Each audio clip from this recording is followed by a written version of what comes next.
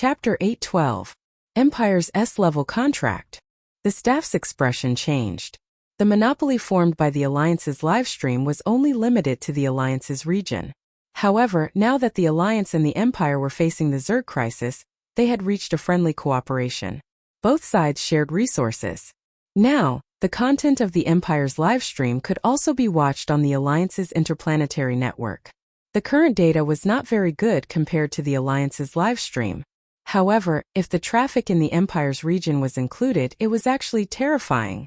However, these staff members thought that they were knowledgeable and cared about their reputation. Hence, their attitude was still condescending. All right, to show our sincerity, we can give you an A-level contract. The projection screen flickered and switched to another contract. The treatment of this contract was indeed better. Xiangyi was about to speak, but she was stopped by the fat brother with a secret gesture.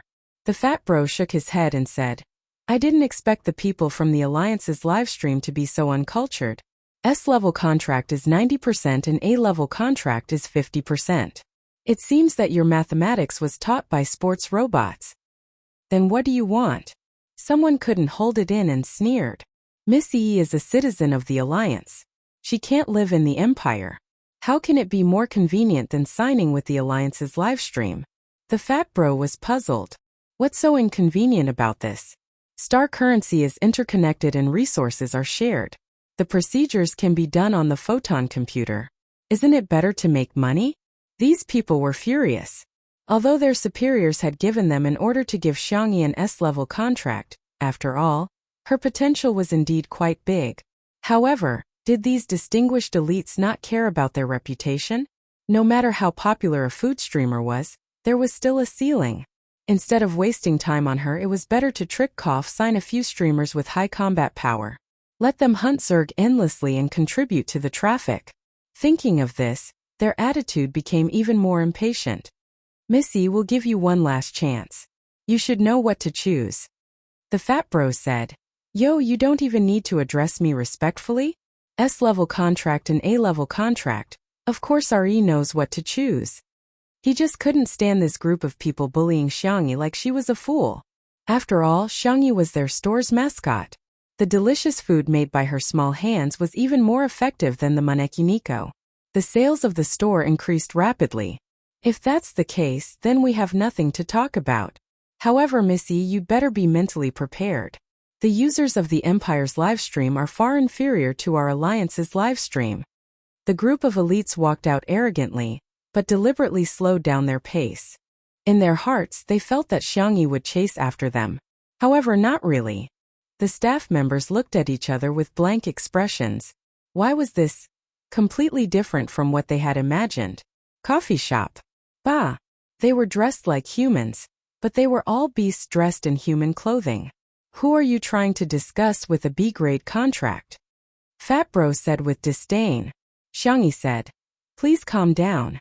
I didn't plan to sign the contract anyway." Brother Fat. Don't be in such a hurry to reject them. Empire Livestream is quite sincere and is willing to sign a short contract with you. You can sign it 1 month at a time and the benefits are also very good. Xiangyi pondered for a moment. Can we sign it day by day? Brother Fat? Young lady, you'll get beaten up easily if you do this. Chapter 8:13. Xiangyi smiled. I'm just joking. Hey, why don't you talk to the people from Empire Livestream? They're too good. Huh. A moment later, several staff members from Empire Livestream sat opposite Xiangyi. The scene was familiar, but their attitude was completely different. Missy, this is our contract. Please see if there's anything you're not satisfied with. Other than signing the contract day by day, do you have any other requests? Xiangyi was confused. Do you agree? This request was unreasonable no matter which industry it was in. The staff member smiled and said, "Of course, this isn't a big problem for us. On the contrary, it's our honor to be able to make you sign the contract with us happily." Fat bro muttered, "You're quite good at talking." Xiangyi weighed the pros and cons and put forward her request. First, sign the contract on a daily basis. Second, don't show my face. Third, if possible, help me block all my scenes on the Star Domain network. Wait a moment, we need to discuss this. Another secretary asked gently. Missy, I brought coffee beans from Empire. Do you want to try it? Xiangyi shook her head and refused, but Fat Bro shamelessly asked for a cup. The secretary made a pot of hand-brewed coffee on the spot. Fat Bro tasted it. Damn, this is too bitter, Xiangyi chuckled. The staff members who were discussing were attracted by her smile. The girl's appearance was not the kind that could cause the downfall of a country, but she was very ugly. When she smiled, she had a rare brilliance and beauty in this era. If there was one word to describe it, it would be healing. Soon they came to a conclusion. Missy, it will be a little regretful if you don't show your face, but we will respect your request. The first two conditions are fine, but the third one involves the Alliance's video, so we might be a little slow in processing it. Xiangyi noticed that they said slow, and not can't do it. Empire's strength seemed to be very strong. Both parties confirmed some small details. With Fat Bro around, he naturally wouldn't let Xiangyi suffer any losses. Empire Livestream also made the biggest concession. It didn't take long for both parties to sign the contract. After tasting Xiangyi's barbecue, the atmosphere became even more harmonious. When they left Xiangyi with a full set of live streaming equipment. She was treated like a nanny. Fat Bro asked, what are you going to broadcast? I have a friend who feels a little hungry. Xiangyi's eyes curved into crescents. Then what does your friend want to eat? Anything is fine. He's like me. He's not picky. Xiangyi didn't expose him. Instead, she opened the store and prepared to place an order for ingredients. Brother Fatty noticed that the optical computer she was using was an old version. He hurriedly said, I'll give you the latest optical computer. Just treat it as my meal cough, my friend's meal money. Thank you, but I'll buy it when I have the money. The fat brother did not force her. Instead, he thought highly of the young lady. It was rare for someone from the slums to have such a temperament. What a pity. At this time, a staff member rushed in a panic. Boss, there's a big shot who actually came to our shop to buy an optical computer. Brother Fatty's face was distorted by the bitterness, but he still insisted on drinking that cup of coffee. What's the big deal? It's not like big shots have never come to our shop. It's the commander of the Alliance's fleet, Fu Zichuan. Chapter 8:14. Fat Bro spat out coffee on the person's face and stood up. What did you say? Fu Zichuan. Yes. Fat Bro's body swayed.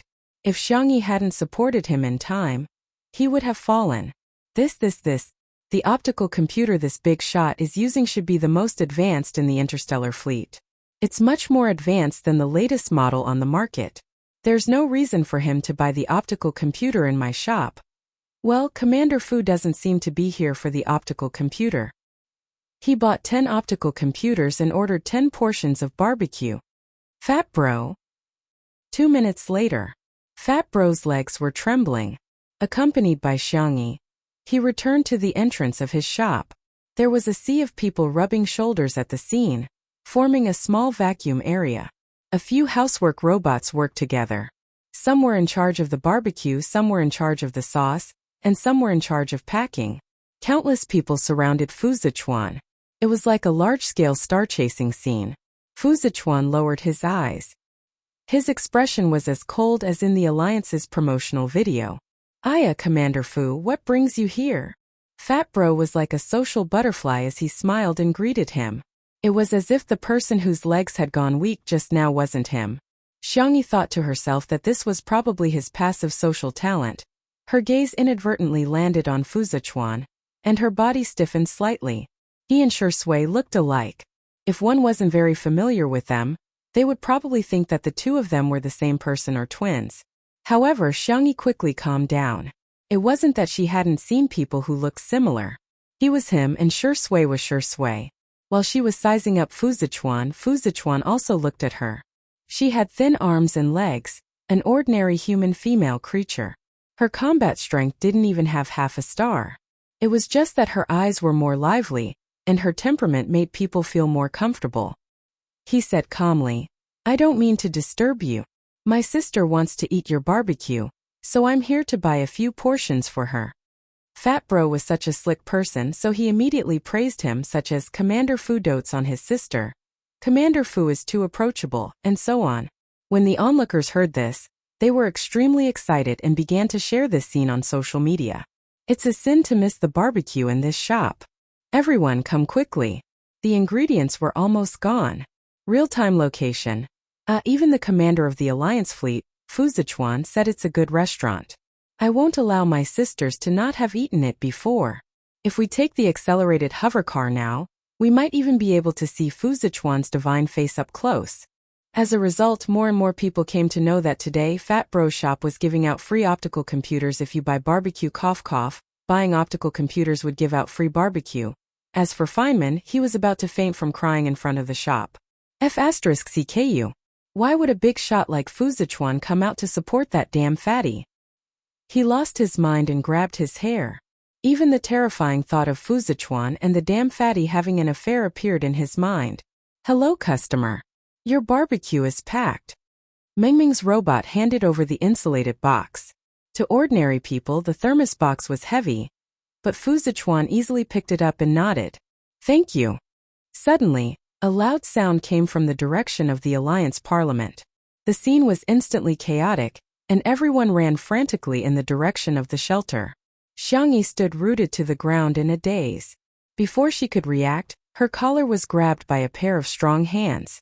I forgot to say the main text is about to end. Good night. I'm begging for a monthly ticket.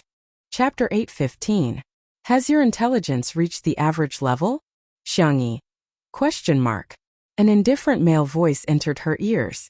This is the sound of a photon cannon. Don't you know to stay in the shelter? Xiangyi was stunned for a moment before she reacted. Wasn't that part of Star City's defensive firepower? Was it used to counterattack when the enemy attacked? Fu Zichuan seemed to have guessed what she was thinking. The enemy might not be outside the city. Xiangyi understood. Internal strife? Seems like you're not hopelessly stupid. Fu Zichuan was expressionless. Thank you, I'll go to the shelter now. However, her collar was grabbed again. She didn't know how strong the other party was, but Xiangyi couldn't break free from him and couldn't move an inch. Can you find it? Xiangyi was about to say that she could just follow the direction of the crowd, but Fu Zichuan didn't give her time to explain and directly threw her into the air. Xiangyi! Exclamation point. The expected fall didn't happen. A pair of powerful mechanical arms caught Xiangyi steadily. Xiaobai, bring her home. Okay, master. Xiangyi turned her face and realized that what caught her was a mecha? Did the generation mecha also have self-awareness? However, upon closer inspection, she realized that it was actually a combat robot wearing a mecha. Missy, sit tight. Xiaobai used its other arm to touch Xiangyi's head. The cold and hard alloy material had a special touch. Before Xiangyi could reject Fu Zichuan, Xiaobai had already carried her with one hand and strode towards the Fu family. Xiangyi's hair was messed up by the wind after it ran. Her head was about to fall off. Star City, Central District. This place was still harmonious and stable. The fountain was opened regularly, and the gardener was methodically building the flower branches. It was as if no matter how cruel the war was, there wouldn't be any changes here. Xiaobai slowed down and tilted its head to size up Xiangyi. The girl's hair was messed up by the wind, and she looked slightly disheveled. There were also a few red marks on her cheeks. Weren't humans as strong as Master? Why was this little guy so weak? Xiangyi's expression didn't change, mainly because she knew that she couldn't beat her opponent with her bare hands. She calmly took out a hairband and tied her hair into a bun. The hairband was furry and had two small bunny ears. It was a small gift that a female customer had forced on her. Little White's yellow mechanical eyes lit up. Xiangyi asked with uncertainty, "Do you want it too?" Xiaobai nodded vigorously. Yes, yes. He even deliberately turned off the mech's head device, revealing his face that could be considered handsome among the robots. Xiangyi gestured, not knowing where to start. The robot, it doesn't have any hair. After thinking for a few seconds, Xiangyi said gently, "Can I tie it on my hand?" Xiaobai, okay. It stretched out its arm, and Xiangyi put the hairband on it. Xiaobai said happily, "Thank you, Missy. Oh, we're here." It stopped, and what came into view was a beautiful villa. A young girl in a pink tea dress was drinking afternoon tea in the courtyard. Seeing that Xiaobai had actually carried a woman back, she put down her cup angrily. "Hey! What's your relationship with my brother? Let me tell you, my brother won't get married casually. My sister-in-law has to be at least as beautiful as the princess of the empire. Here are 5 million star coins. Be sensible and leave my brother. Chapter 8:16. Xiangyi? She coughed lightly. Miss, you misunderstood. What misunderstanding? My brother has never had any relationships with the opposite sex since he was young. How could he have contact with girls? Did you use some scheme? Fu Yunue stared at Xiangyi warily. You're not sent by the Zergs to seduce my brother, are you? However, not only did this young lady look familiar, but she was also quite good-looking. Fu Yunue couldn't be said to be obsessed with looks. She was a good-looking person. She had 2 hobbies in her life: delicious food and beautiful women. She usually watched live streams to pass the time when she was bored. When she saw good-looking streamers or delicious food, she would reward them crazily. Xiangyi jumped down from Little White's arm and said uncertainly, I'm considered to be here to seek refuge? Huh. Fu Yunue looked at her in confusion. Little White hurriedly explained. TSK, so you're an idiot who even found a refuge. Fu Yunue put her hands on her waist. She had been beaten down by her brother since she was young. Today she could finally beat someone else. How satisfying was that? All right then, I'll reluctantly let you accompany me for afternoon tea. Xiangyi. Thank you, it's my honor. Since she was here, she might as well take things as they came. Anyway, she couldn't beat her. She could only comfort herself like this. Fu Yunue flipped her hair and was a little happy. Because of Fu Zichuan's special identity, she didn't have many friends. This was the first time someone had afternoon tea with her. This is the special black tea from planet Anthra. This is the dessert made by a 5-star chef in the Alliance. Humph, don't cry because it's so delicious. Fu Yunue sounded like a proud young lady, but there was anticipation in her eyes. Eat it. Cry for me. Be shocked by this perfect combination. Tremble. Cry. Xiangyi used a small fork and tasted the dessert first, then paired it with a sip of black tea. She reacted calmly and praised out of politeness. It's delicious. Fu Yunue, who was looking forward to her crying, was dumbfounded. That's it? That's it? It was the first time she had eaten such a combination. It was so delicious that she cried. This woman, how did she do it? She was actually indifferent?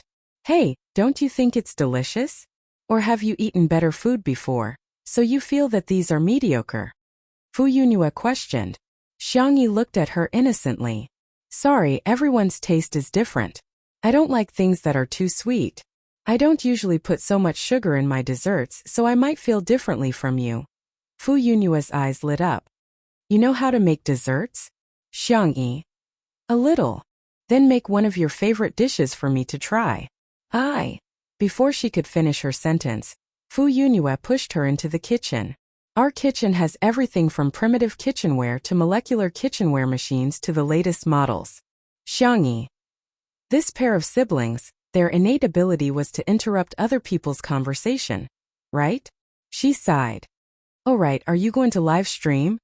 Fu Yunue asked. I have an account and I have over 20,000 fans. I can lend it to you and give you all the star coins I earn. Actually, Fu Yunue wanted to give Xiangyi a reward in disguise. You have to pay for your food. That's a matter of course. Isn't there a civil war now? You can live stream? The sanctuary also has interplanetary networks, okay? Which backward planet did you come from? Don't you know this common knowledge? Chapter 8:17. Xiangyi. I see. She didn't explain anything, but Fu Yunue had already imagined her pitiful background. For example, she had grown up on a barren planet. She couldn't even afford nutrient solutions and could only roast insects for a living.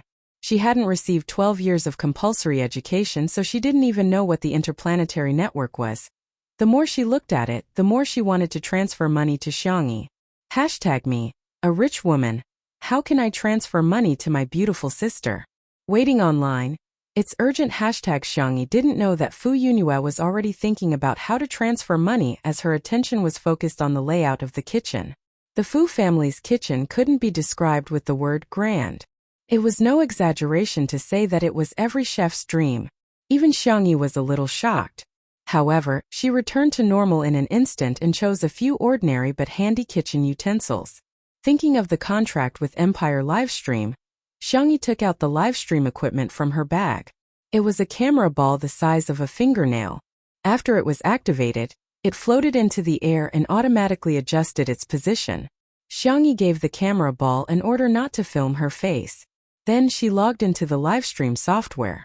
This time, behind the two words Tutu, there was a conspicuous Empire Livestream host logo. Seeing this scene, Fu Yunhua stuttered. "Ooh, Tutu Bunny. You're actually the same person." Xiangyi was curious.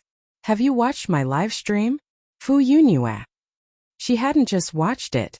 She was Yunzhong. Fu Yunhua was about to expose her identity when she suddenly remembered her attitude towards Xiangyi in the beginning. Her expression suddenly became very subtle. "Ahem, I guess I've watched it. I don't know how to cook, so I won't disturb you." As soon as she finished speaking, she disappeared without a trace. Xiangyi didn't think much of it and opened the live stream. After a simple greeting, she lowered her head and began to focus on making desserts. Almost as soon as she opened the live stream, Empire Livestream began to recommend Xiangyi, and countless viewers instantly flooded in. "Oh my god, it's Tutu's live stream. Tutu is finally streaming again. I've watched the video from last time dozens of times. Today, I saw a video of braised food and barbecued meat taken by a passerby. I heard that the person cooking is also Tutu. Is that true?" The live broadcast room was bustling with noise and excitement, especially the netizens from Star City. There was no other reason other than it was too boring in the fallout shelter.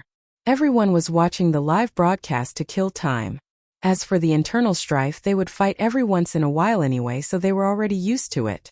It just so happened that the office workers could openly slack off in the fallout shelter, and the students could justifiably not do their homework. In the courtyard of the Fu family, Fu Yunhua frowned. "What should I do? What should I do? How can I treat Tutu so badly?" Little White shook its feet. The system it was equipped with was all for combat. Fu Zichuan didn't install much of a daily chat template for it. Simply put, it was the steel straightener of robots. Apologize to her? How could I possibly lower my head and apologize to someone? Then, should we pretend that nothing happened? How can we do that? I hurt Tutu. Fu Yunhua sobbed twice and suddenly thought of something. Why don't I compensate her with my brother? Little White. No, she can't take a beating. If Master punches her, she'll probably vomit blood. Chapter 8:18. Fu Yunhua was confused. Why did my brother hit her? Xiaobai suddenly came to a realization. I get it. He wants Miss Yi to hit Master?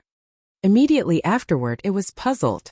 But with her thin arms and legs, if she punches Master, her arms will probably break. The corners of Fu Yunhua's mouth twitched. Forget it, you don't understand. So why am I chatting with this steel robot? Fu Yunhua lay on the table as the light shone through the lush branches and leaves, sprinkling fine fragments of light. She watched Xiangyi's live stream and couldn't help but swallow her saliva. The desserts that Xiangyi made today were mango pancetta, strawberry snow lady, and mango dew. Every time she made a dessert, Xiangyi would explain the steps in detail. Her explanation was clear and easy to understand, and she would also give the exact dosage. The audience was eager to try, and some even put it into practice. But soon various scenes of failure appeared. Brain, I know. Hand. You know nothing. I think it's very simple. Why did I fail at the first step of beating the eggs? Oh my god.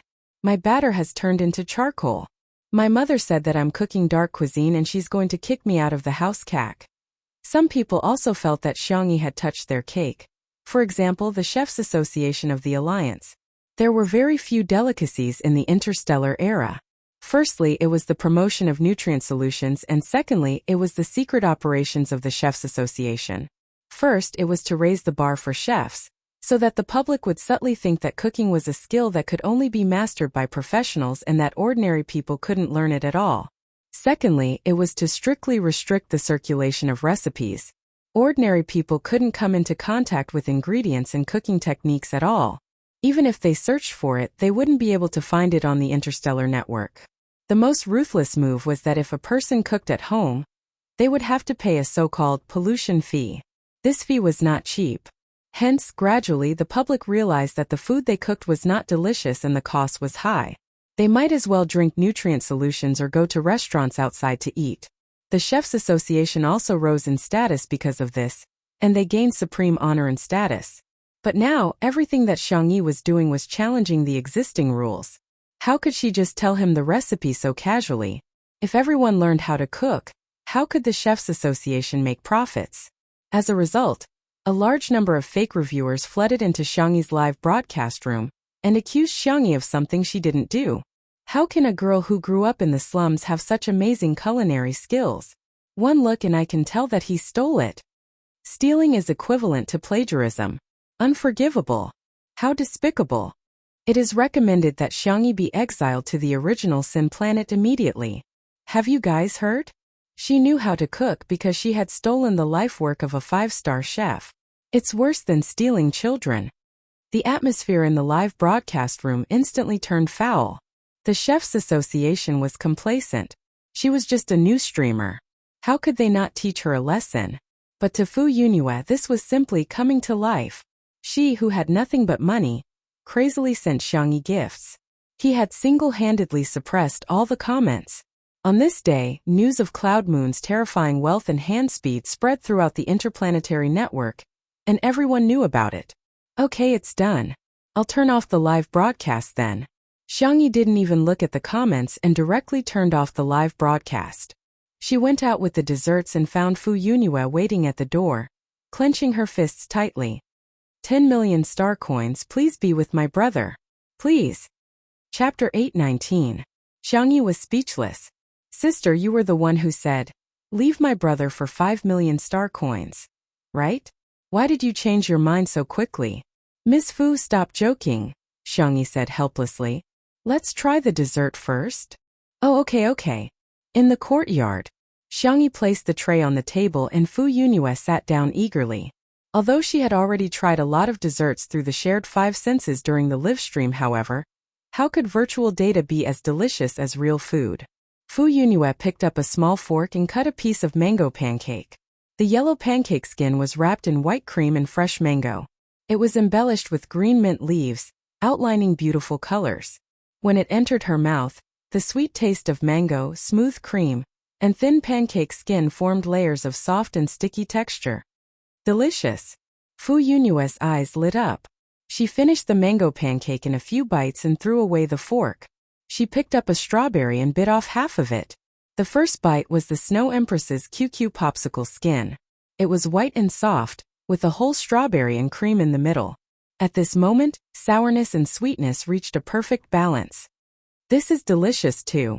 Fu Yunyue picked up the small bowl of mango dew and gulped it down. The cooked sago mixed with mango pieces, coconut juice, milk and finally grapefruit. It tasted sweet and refreshing, completely conquering Fu Yunyue's taste buds. Sob, it's too delicious. Fu Yunyue sobbed and couldn't stop eating. In just a few minutes, she finished the desserts prepared by Xiang Yi for 2 people. Xiang Yi asked considerately, there are a few more in the fridge. Do you want to eat? Fu Yunyue let out a small burp. With a wail, she actually burst into tears. Xiang Yi was stunned. Little Bai was also stunned. The woman and the machine looked at Fu Yunyue in a daze. Fu Yunyue sobbed. It's really too delicious. I've never eaten such delicious desserts. So that was how it was. Xiang Yi said warmly, if you like it, I'll write down the recipe for you. If you want to eat it later, you can ask the chef to make it for you, or you can try cooking it yourself. But isn't it very difficult to cook? Fu Yunyue asked in confusion. She had been taught this way of thinking since she was young, and she couldn't change it for the time being. Xiang Yi said, it's not difficult if you like him. Only then did Fu Yunyue realize that she had finished all the desserts on the table. She scratched her head and asked carefully, well, are you really not interested in my brother? Although he's a little ugly, a little fierce, and a little cold, he's super good at beating up Zerg beasts. He can even earn a lot of money back. Of course, she didn't want Xiang Yi to be her sister-in-law because of food. Absolutely not. Xiang Yi replied seriously, I have someone I like. Huh, is he also from Star City? Thinking of Shui Sui, Xiang Yi was absent-minded for a moment. He's somewhere very far away. But in the blink of an eye, the girl regained her determination. He's waiting for me to come home. Fu Yunhua muttered in her heart. A long-distance relationship. Then her brother might still have a chance. At the door, a figure stained with blood stopped in his tracks. On the interplanetary network, no matter how the people of the Chefs Association tried to smear her, the recipes of the desserts made by Xiangyi still spread at an unstoppable speed. It swept the entire network. After trying, many people found that making delicious desserts was actually so easy. Chapter 820.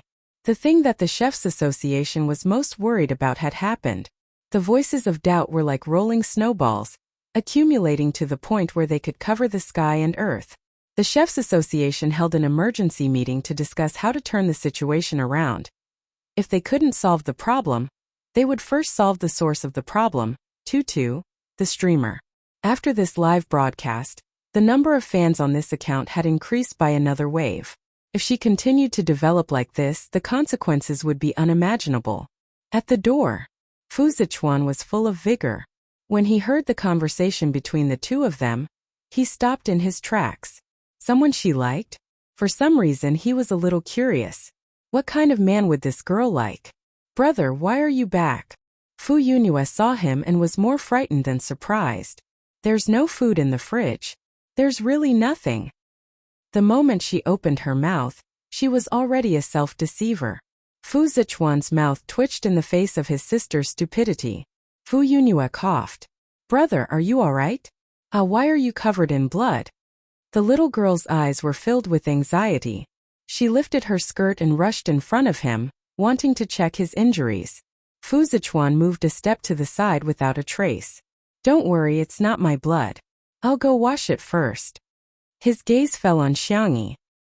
He nodded slightly in greeting, and the latter returned a polite smile.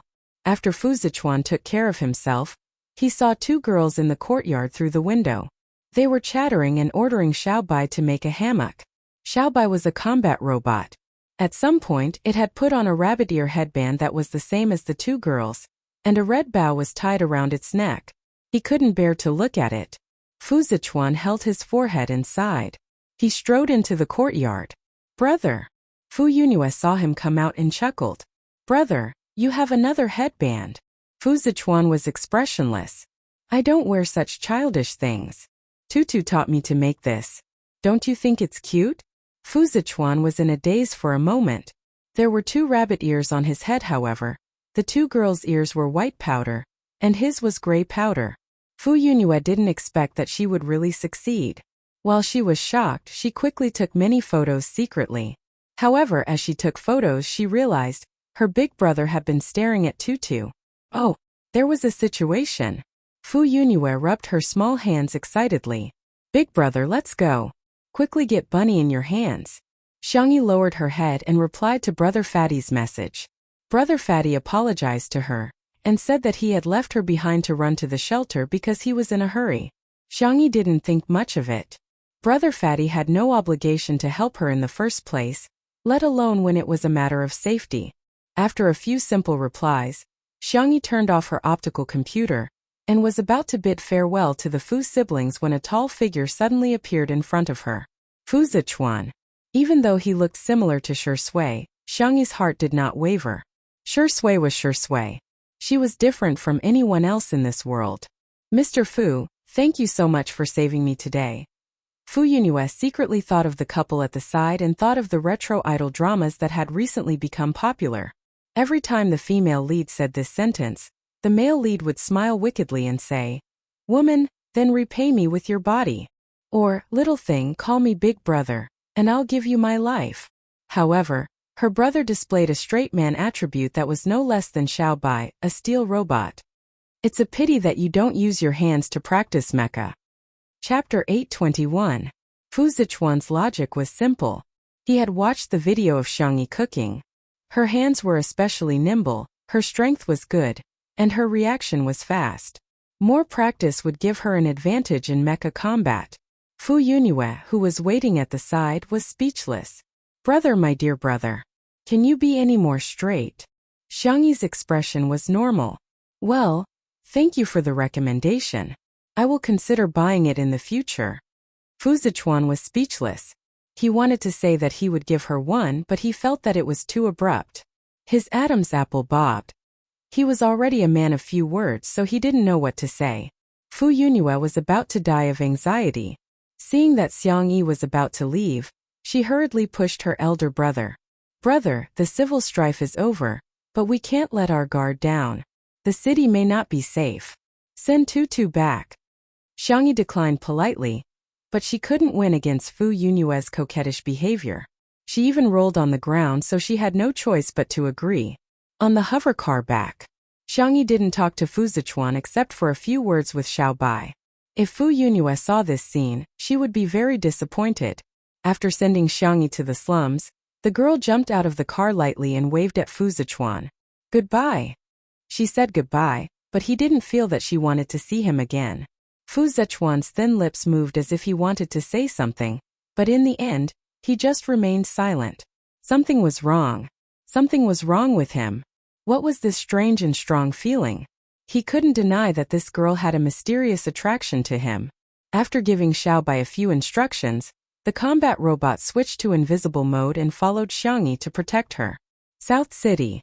Xiao Naofu was so tired that it collapsed into a cat biscuit. Xiang Yi rubbed its meaty paws with heartache. Little baby, it won't hurt anymore after I blow on it. Huff huff? Meow meow meow. Xiao Naofu rubbed against his abdominal muscles aggrievedly and continued to lie down. Everyone had read the message it typed several times. The atmosphere was tense. It turned out that Xiang Yi had traveled through so many worlds. She had once been injured, bled, and was on the brink of death. She had also been betrayed by her most trusted friend, and she had watched as someone close to her passed away. Just the thought of it made his heart ache. However, she had experienced it again and again. If it wasn't for the fact that she was determined to go home, her soul might have completely disappeared from this world. This is so infuriating. Why is it that the little rabbit has to bear everything it should bear? Xiang Qi clenched his fists. He even had the urge to kill someone. Xiang Li knocked on the table. His genius brain worked quickly and quickly came to a conclusion. Firstly, this main system should have existed for a very, very long time. Just like a mainframe, the longer it runs, the more problems and loopholes there will be. Secondly, Yi's world has technology that is ahead of ours. To a certain extent, they should have mastered the technology of time travel, space jump, and so on. Thirdly, to them, transmigrating to another world is no longer a difficult task. The transmigration system was discovered by them and was also broken by them. The rules that originally restricted people were successfully reversed and used various methods to escape the transmigration. Xiang Qi became anxious. How are you going to save my sister if you talk so much? Find the main system? But how can there be such a coincidence that we can find the system, or find the person who transmigrated? Shi Sui rubbed his eyebrows. Okay. Everyone looked at him in unison. Shi Sui only said one name. Xiang Feng. Huh. Little uncle? Chapter 822. What Shi Sui said next stunned everyone in the room. In the past year I've met more than one fast transmigrator, and their goal was all Xiang Feng.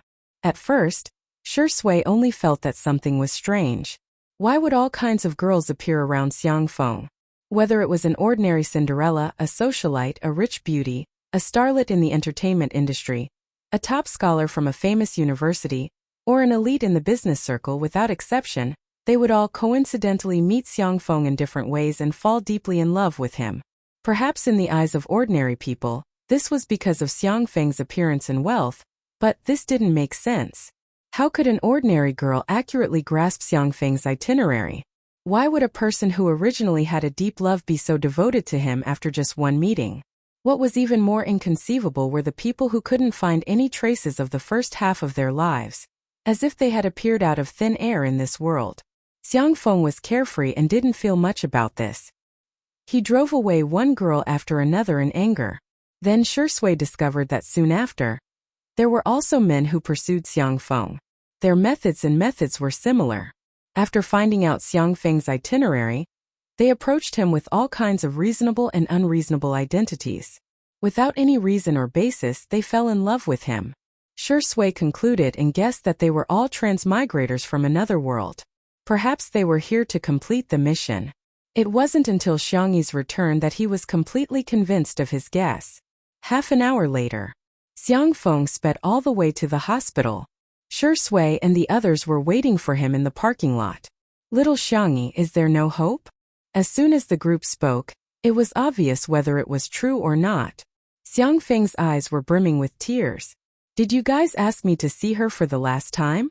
Shi Sui, the Xiang brothers. Sangchen began to roll up his sleeves, and the others silently walked away. 2 minutes later, Xiang Feng didn't know how horribly he had been ravaged by the Demon King. He was completely terrified, and he was a perfect example of following one's heart. Are there any strange people around you? No, I think they're all quite normal. Fortunately, everyone had already made preparations. Both the open and covert forces were investigating the people Xiang Feng had been in contact with recently.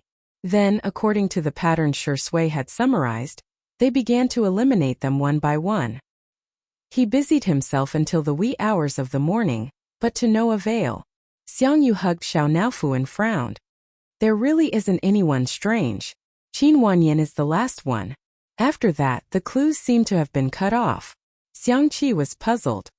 Assistant, subordinate, business partner, cafe owner. Even the cleaning auntie is excluded. Could it be that Brother Shi's thinking is wrong? Xiang Li shook his head. No, it shouldn't be a problem. We might be the ones at fault. Maybe we shouldn't limit ourselves to adults. Let's see if any children approached him. Sangchen's sharp eyes locked onto Shi Sui. You seem to have an answer. Shi Sui gave a faint as her gaze fell on Xiang Feng, who was standing in the corner with a confused look on his face. Xiang Feng. Who am I? Where am I? What are they talking about? What system? Are all of you acting as me? Shi Sui asked. Where's the dog? Xiang Feng subconsciously said. Isn't it you? Everyone silently walked further away.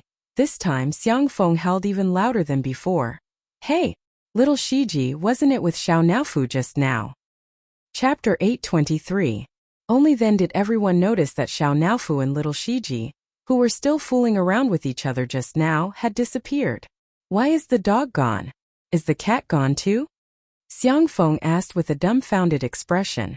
But this also means that little Shiji must know something. Yi was about to go crazy. She had never thought that she would end up like this after changing her soul this time. In the past year, although Sangchen had put various restrictions on her, the other members of the Xiang family had treated her well. In particular, that damned old man and old woman, as well as that idiot Xiang Feng. She had an endless amount of pocket money, and could enjoy all the things that she couldn't get in the interstellar world. Clothes, jewelry, bags, love, attention. Besides, Anan coaxed her every day and showed her positive comments. Yi felt very good about herself and felt that she was very popular here. She was also living a life of admiration. However, she didn't expect that she would be beaten back to her original state and even fall into a quagmire. On her cell phone, she received endless messages about cyberviolence. In reality, even the maids who delivered water and food mocked her. The mental torture almost made her break down.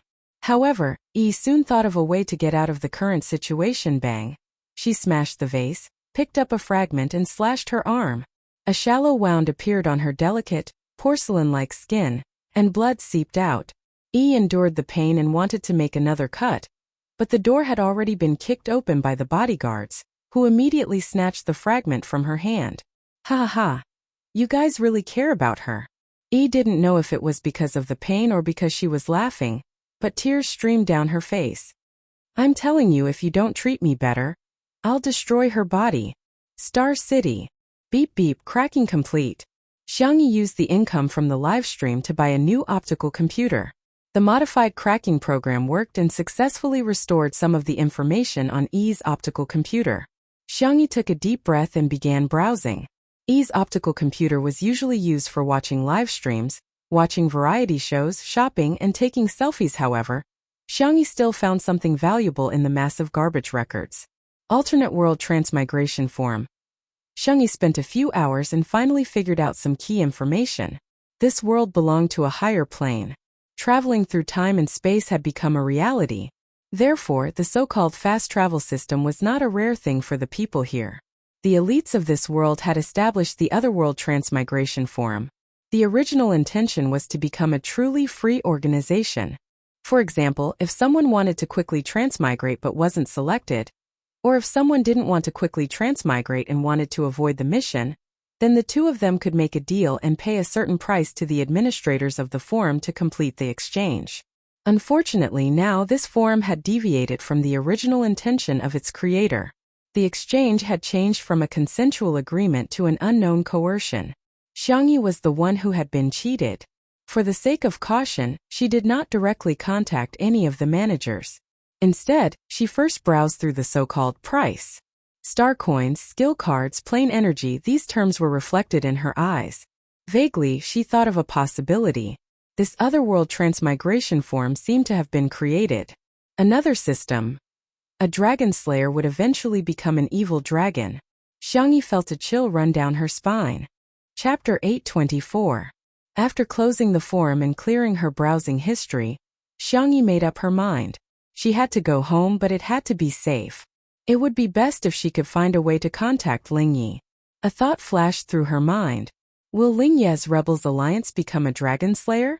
She laughed self-deprecatingly. Who knows what will happen in the future? Xiangyi's brain was exhausted to the extreme, and all she wanted to do now was to have a good sleep.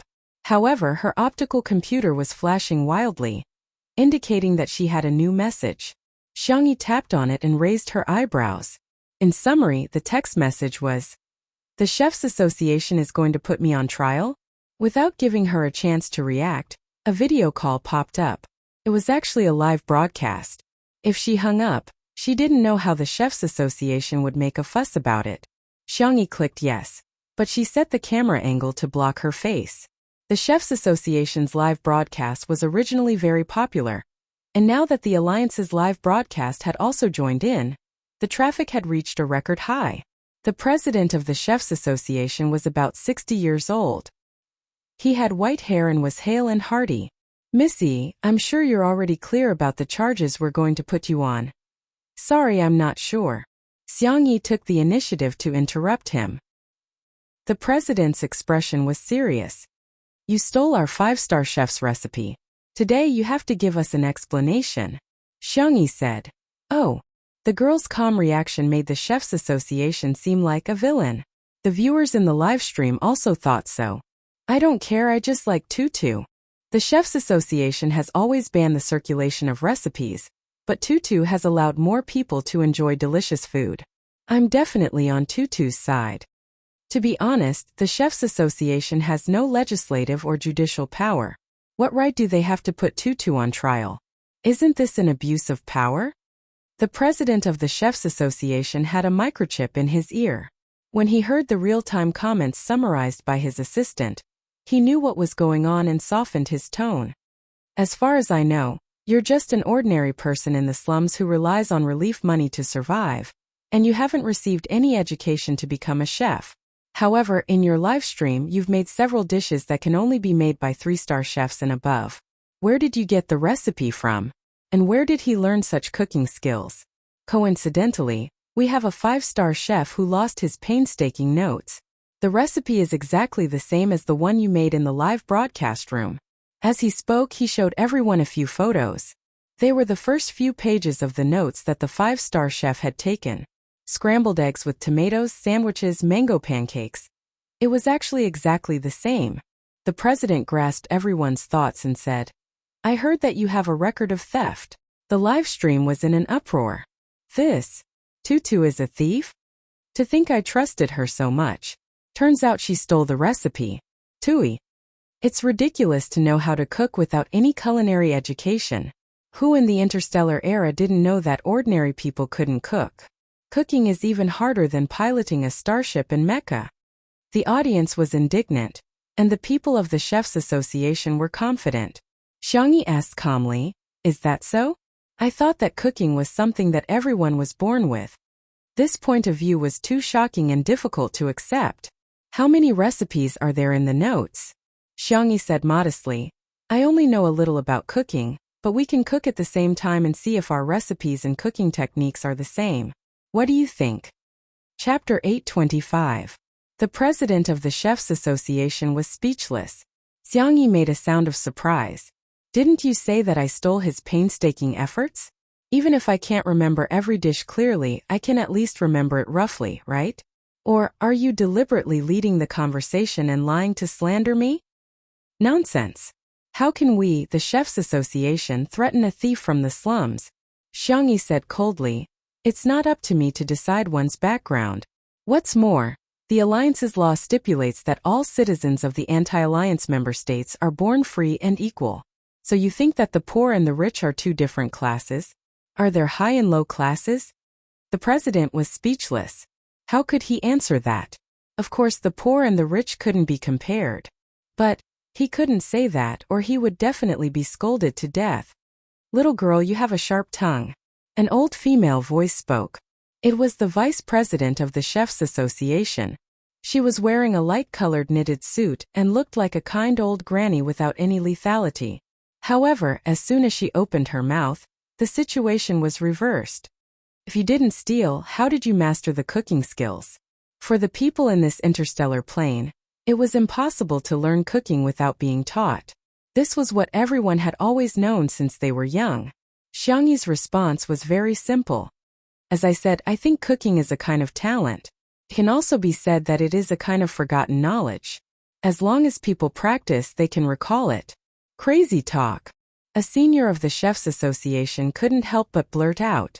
Xiangyi said indifferently, May I ask that five-star chef how many dishes are in his notes? Are you afraid to compete with me? Oh, of course I don't want to compete with a thief like you. Xiangyi chuckled. If that's the case, then I have nothing to say to you. She pretended to turn off the live broadcast, but the people of the Chefs Association hurriedly said, Since it's your first offense, as long as you return the notes and never cook the dishes on the menu again, our Chefs Association can be magnanimous and not argue with you. Xiangyi only felt that it was funny. Was he trying to get the recipe without risking anything? The people of the Chefs Association thought that they were very smart. Anyway, they didn't mention the specific number of dishes in the notes. In the future, no matter what dishes Xiangyi cooked, they would just say that Xiangyi stole the notes. Wasn't it easy for them to control public opinion? However, the screen of the video call went black. Xiangyi hung up the call. Everyone? Soon Xiangyi started her own live stream. In the kitchen, she had bought some new kitchen utensils and ingredients. It was enough to make some home-cooked dishes. Today, I will teach you how to cook 100 dishes. Xiangyi put on her apron as she continued to place orders with her voice. From today onwards, I will cook 100 dishes every time I do a live stream until I stop doing live streams. The Chefs Association sent a video call to her in a hurry. Xiangyi directly blacklisted the account and set the Do Not Disturb mode. The audience watching all this. Is Tutu so stubborn? What's the big deal? The 100 dishes are all stolen recipes. That, whether she stole it or not, at least we can use her cooking live stream as an educational video. 100 recipes would be leaked every day. It meant that countless people would learn to cook. The people of the Chefs Association were completely panicking. Wait, let's talk about it. Chapter 826. They wanted to contact her, but she had actually set the Do Not Disturb mode. No, you little girl, why don't you play by the rules? Do you have any culinary ethics? In fact, Xiangyi couldn't be bothered to talk nonsense with them. If she followed their logic, even if she won the competition and made a dish different from the other parties, the other party could also say, you stole more than one chef's notes. You stole a lot of them. That would only lead to an endless quagmire of self-proof, which wouldn't solve the problem at all. Xiangyi chose another way. Since I can't prove myself, then I won't. The Chefs Association was most afraid of recipes being made public. Her 100 dishes a day was the best counterattack. Then, let's start with simple home-cooked dishes. If you live alone, you can make some porridge with 2 stir-fried dishes for dinner. The girl's voice was gentle, and she deliberately slowed down her speech so that people could hear her more clearly. At first, the Chefs Association had arranged for the Internet Water Army to spam keywords such as stealing and plagiarism, but they were soon flooded by enthusiastic netizens. There was no other reason, but there were many foodies' nutrient solutions were anti-human things, but they were only eaten for survival. Tasting delicious food was human nature. The Empire livestream was willing to recommend it, and there were many bored netizens watching the show, so the traffic of the livestream soared. The first dish, the second dish, the third dish, from home-cooked stir-fry to various cold dishes, and then to various difficult dishes. The girl was not only extremely skilled in making each dish, but she was also very fast at cooking. Her overall management of time was amazing, and she could often take care of several dishes at the same time without showing any panic. She's using double speed? She must be using double speed. Oh my god, Tutu's reaction speed is too fast. I feel that she would be very good in other industries. I'm kneeling to the big boss. Doesn't the Chefs Association's face hurt? Let's not talk about anything else. Can your 5-star chef do it so fast?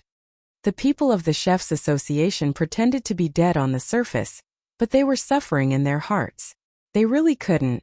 5-star chefs made high-end dishes, and it was normal for them to spend several hours on a dish.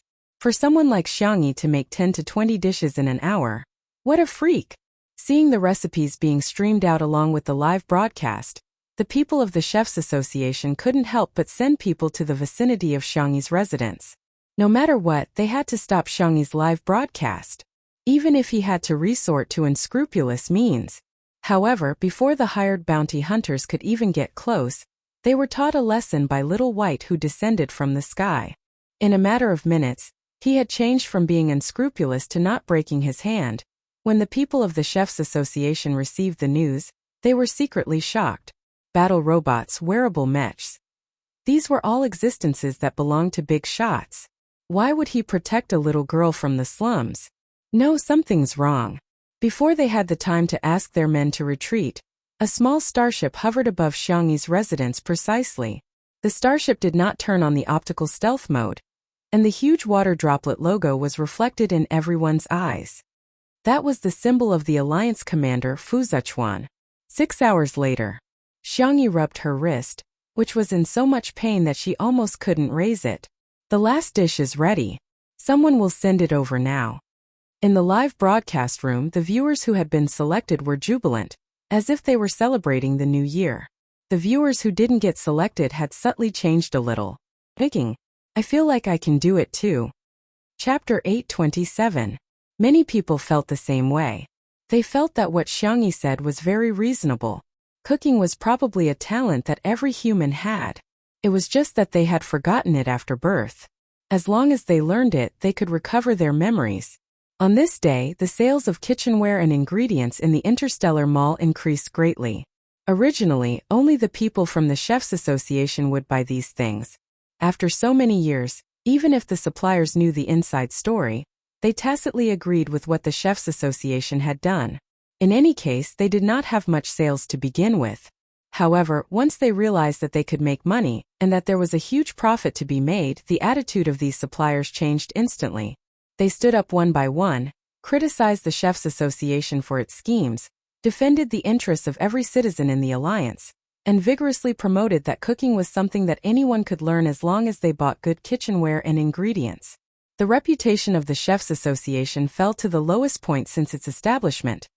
After Xiangyi finished her lucky draw, she turned off the live stream and fell asleep as soon as her head hit the pillow. It had been a long time since she was so tired. She fell into a deep sleep. On the roof, the starship did not leave but turned on its stealth mode. Whitey was squatting in a hidden corner, poking the hair ring that Xiangyi gave it from time to time.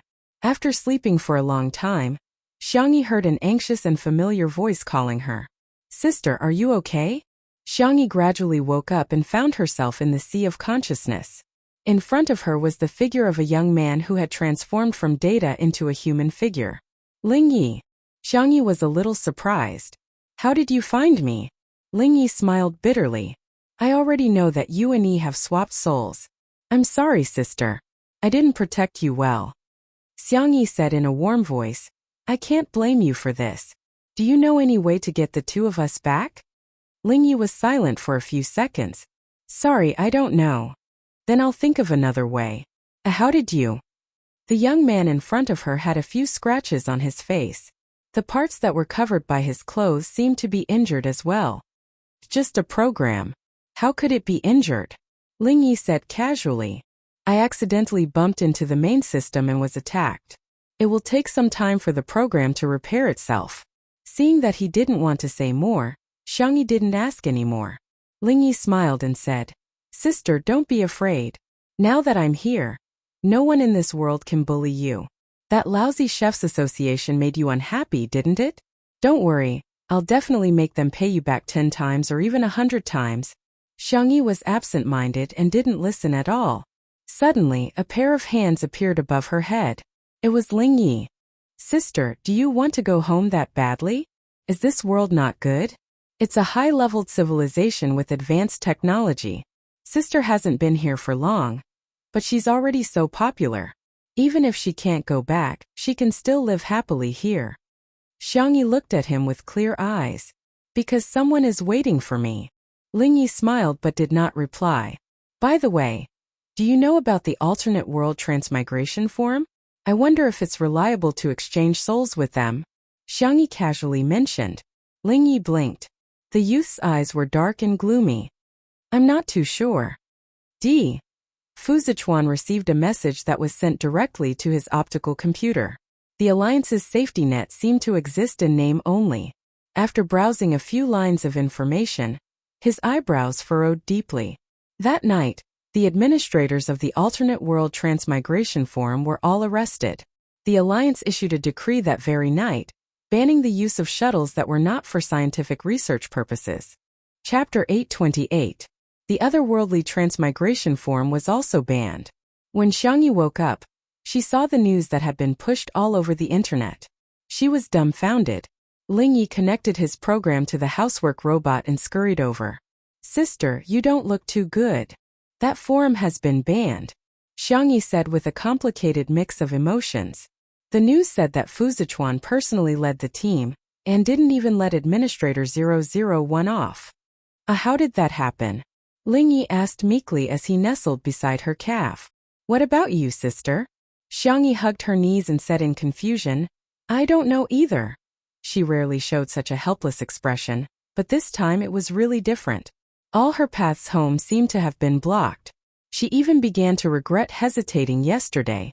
If she had contacted the administrator at that time, she might have been swapped back today. Ling Yi comforted her. Sis, don't take it too hard. Look, the news also said that those administrators aren't 100% successful. Half of them died an unnatural death and their souls disappeared from this world without a trace. That is really bold to have the guts to swap twice, Xiangyi said, but there's still a 50% chance of success.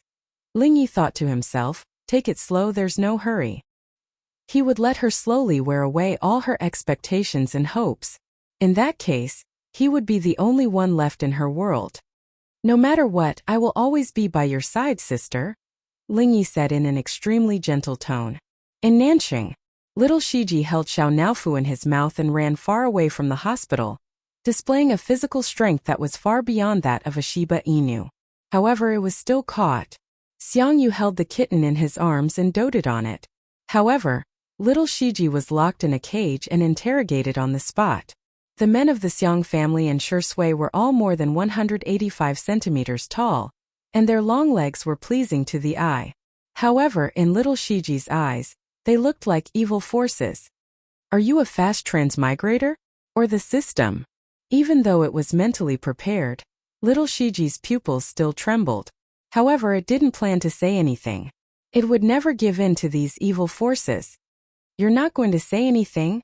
Take her to be sterilized, Shui said indifferently. Little Shiji comforted himself while bearing with the humiliation. Wasn't it just sterilization? It didn't care. In the next second, Shui's gaze fell on Xiang Yu's arms. Take Xiao Naofu to be sterilized. Xiao Naofu. Meow meow meow. Be a human, sure go. Little Shiji barked. Woof woof. Dogman, come at me if you have the guts. Shui took out a cigarette and lit it up. The scarlet flame illuminated his handsome face. During Xiao Naofu's surgery, let little Shiji watch from the side. Little Shiji barked. Woof woof woof. Too ruthless, this D****** man is too ruthless. A few minutes later, it was as if the scene was repeating itself. Little Shiji typed on the tablet with great difficulty. Little Shiji was indeed a fast transmigrator, and his mission was to assist Xiangfeng in gaining love. This was also its final plane. Once it was done, it would be able to transcend. I know about Ling Ye's existence. He was the one who took this world offline from the main system and made it stand alone. The main system can get everything back on track, but I can't contact the main system in this world now. There's nothing I can do. Unless Ling Yi reconnects this world to the main system. However, if he does that, he'll probably be erased by the main system. Miss Xiangyi may never come back. Chapter 829. It was already late at night, and there was only a dilapidated street lamp at the entrance of the alley that was emitting a dim yellow light. The surrounding temperature seemed to have dropped by a few degrees. Shi Sui and Sangchen had been smoking non-stop. Little Shiji was released and wanted to lick Xiao Naofu, but Xiao Naofu dodged. Meow meow meow. Atrocious. How dare you lie to me? Little Shiji was helpless. It just didn't want to get into trouble, so it carefully hid its identity as a fast transmigrator. That was its bottom line. Well, Xiao Naofu is too cute.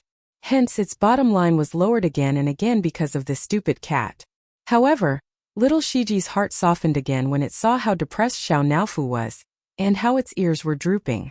It returned to the side of the cage and threw the tablet on the ground, but no one cared about it. Little Shiji typed a line of words on it with its paw.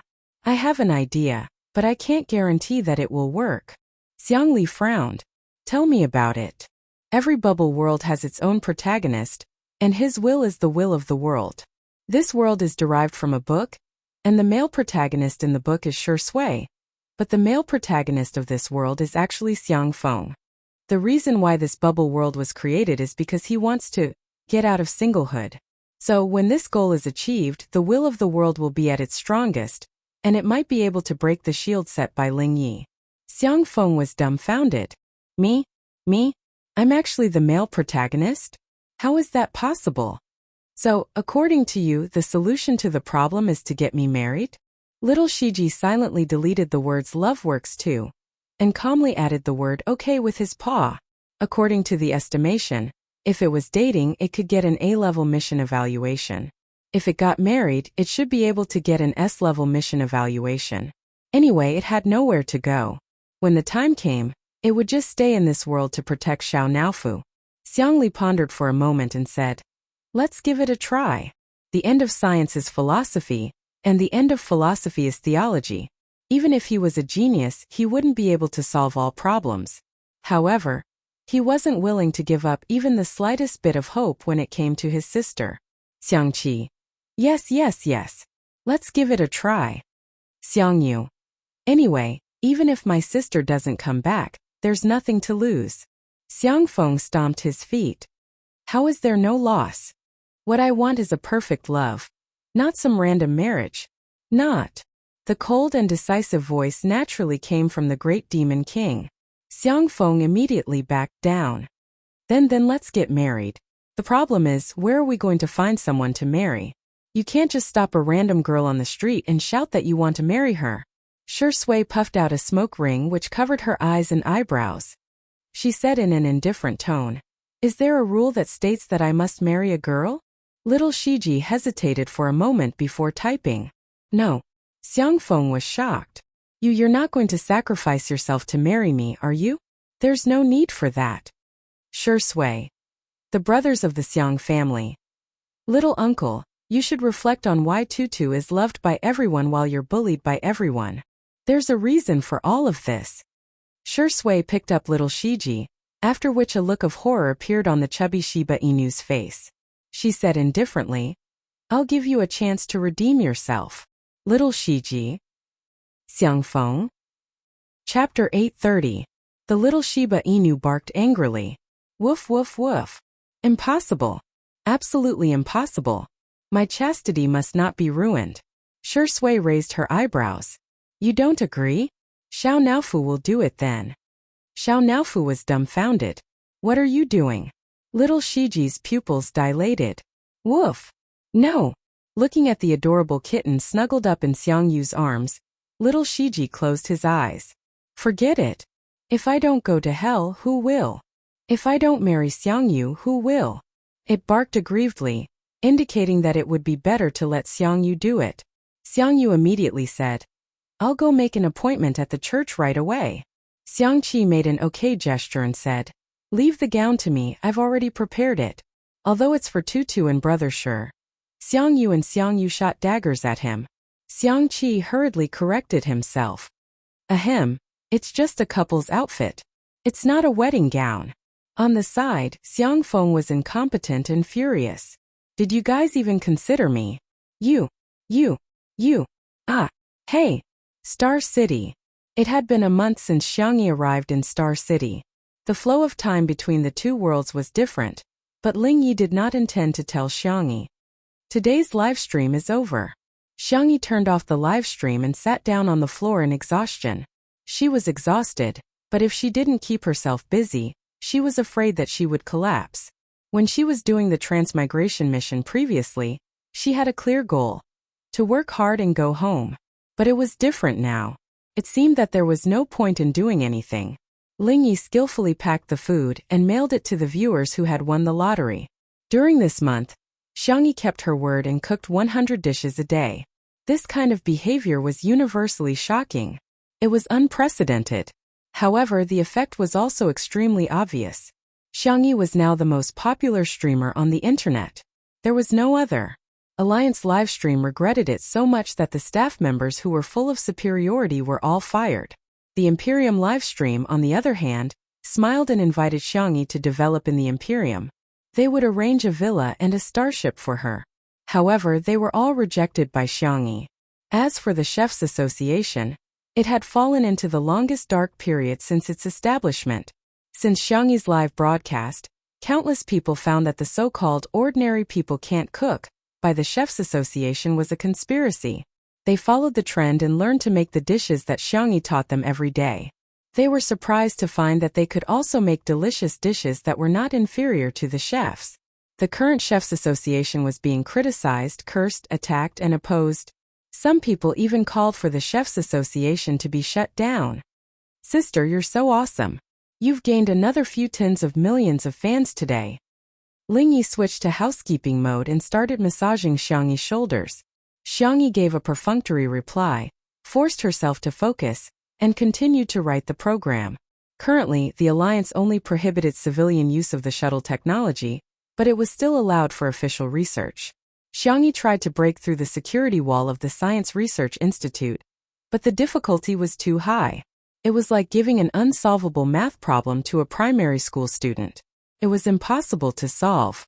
The little robot sat next to her, looking very obedient. Sister, it's useless. The technology of this plane is too powerful. Even I can't break it. Isn't it good to stay here? I can accompany you. Forget those memories. Once you forget them, you'll be happy. Perhaps because she was too tired, Xiangyi felt dizzy, and her consciousness was somewhat absent-minded. Perhaps Lingyi was right. Forget, family, forget. Sure, Sui. Chapter 831. Lingyi looked at her quietly. Xiangyi's willpower really exceeded his imagination. For the past month, he had been trying to hypnotize her, but it had little effect. Today, Xiangyi was probably too tired, so he found an opportunity to take advantage of her. The psychological suggestion worked. Xiangyi's eyelashes trembled. She felt her eyelids were extremely heavy. She fell onto the sofa. The little robot rubbed against Xiangyi's palm. Let me accompany you, okay? I can do whatever he can give you. If he likes you very much, I have 100 points, 1000 points. The doorbell suddenly rang. Lingyi was full of vigilance. He connected to the electronic peephole on the door and saw the person outside the door clearly. Fu Yunyue. He let down his guard. Xiangyi, who was about to fall asleep, was woken up. She propped up her tired body and opened the door. Sister, I'm here. Fu Yunyue gave her a bear hug and almost pushed Xiangyi to the floor. A pair of strong hands grabbed Fu Yunyue's collar in time and helped Xiangyi stabilize. Then, he withdrew his hands without a trace. Be careful. Xiangyi said weakly. Mr. Fu, you're here too. Fu Zichuan replied. Yes. Lingyi. For some reason, this Fu Zichuan made him feel a little dangerous. He was the one who sent the message on the alternate world's transmigration form to Fu Zichuan. Fu Zichuan did not disappoint him. His efficiency was astonishing. He caught all the administrators. However, to Lingyi, those people did not pose any threat to him. He had long gotten rid of the shackles of those ants. It was just that he was too lazy to deal with those people personally. Ah, sister, you're too kind. You actually left so much food for me. Beside the coffee table, Fu Yunyue was extremely excited.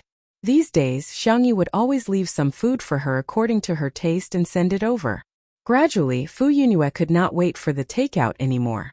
Every time, she would come to the door to get it herself. However, she had always been alone before. This time she brought her big brother with her. Xiangyi brought the cutlery over and asked politely, "Would you like to try it, Mr. Fu?" She thought that Fu Zichuan would refuse, but the man nodded slightly. Okay. After saying that, she imitated Fu Yunyue and sat cross-legged beside the coffee table. This house was bought by Xiangyi.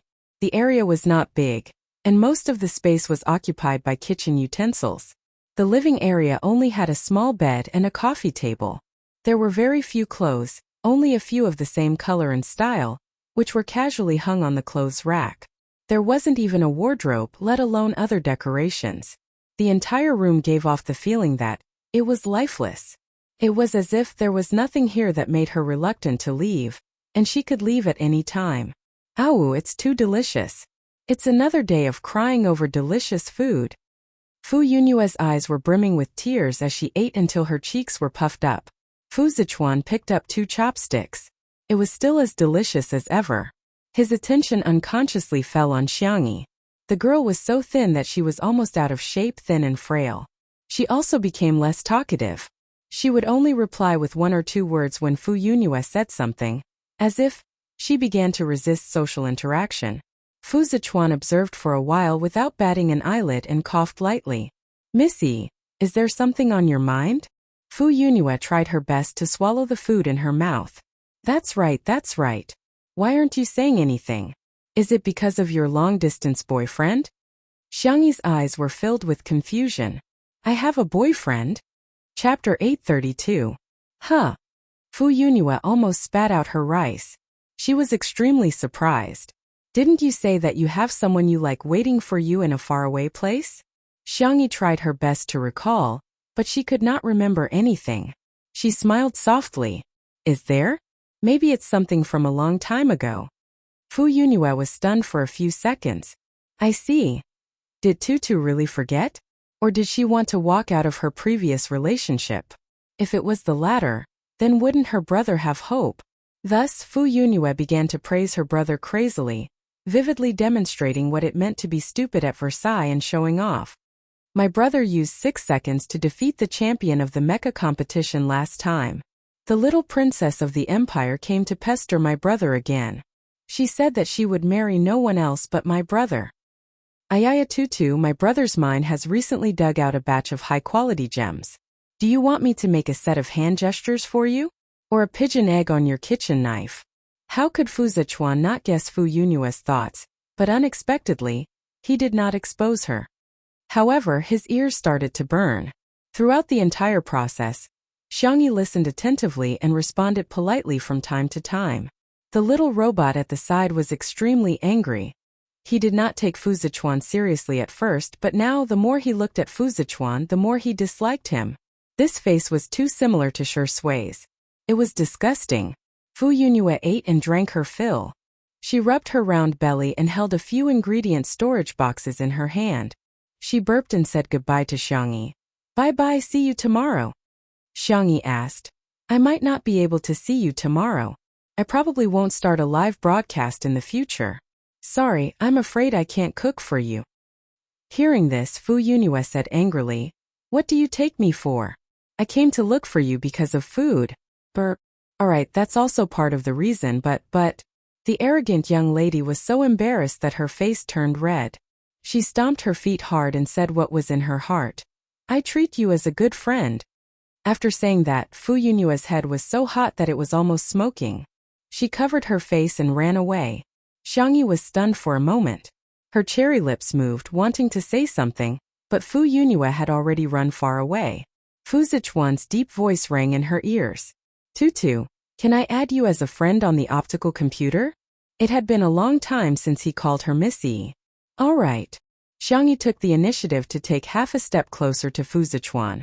From the little robot's point of view, the two of them looked very intimate.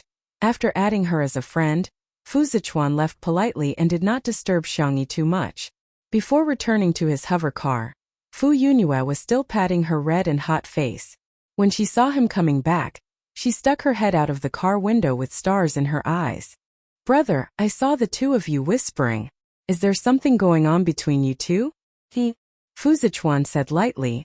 I'm just cooperating with her and being a tool. Fu Yunyue? As soon as the Fu siblings left, Lingyi controlled the door and closed it. Lingyi questioned, Sister, why did you add another man as a friend? Xiangyi looked at him. Mr. Fu is a very nice person. Is there a problem? Lingyi said in a muffled voice. I don't like sister talking to other men. Xiangyi ignored him and continued to write the program. However, in the program to attack the security wall, a piece of virus code had been added without leaving a trace. Chapter 833. The little robot that was ignored became even more anxious. It circled Xiangyi back and forth, trying to attract the girl's attention with the noise it made. Unfortunately, Xiangyi's focus was too strong. Whether it was learning, cooking, or coding, she was highly focused and would not be easily disturbed. Lingyi did not understand why she was so persistent. After waiting for her to rest and drink water, Lingyi asked tentatively, Sister, do you miss your family?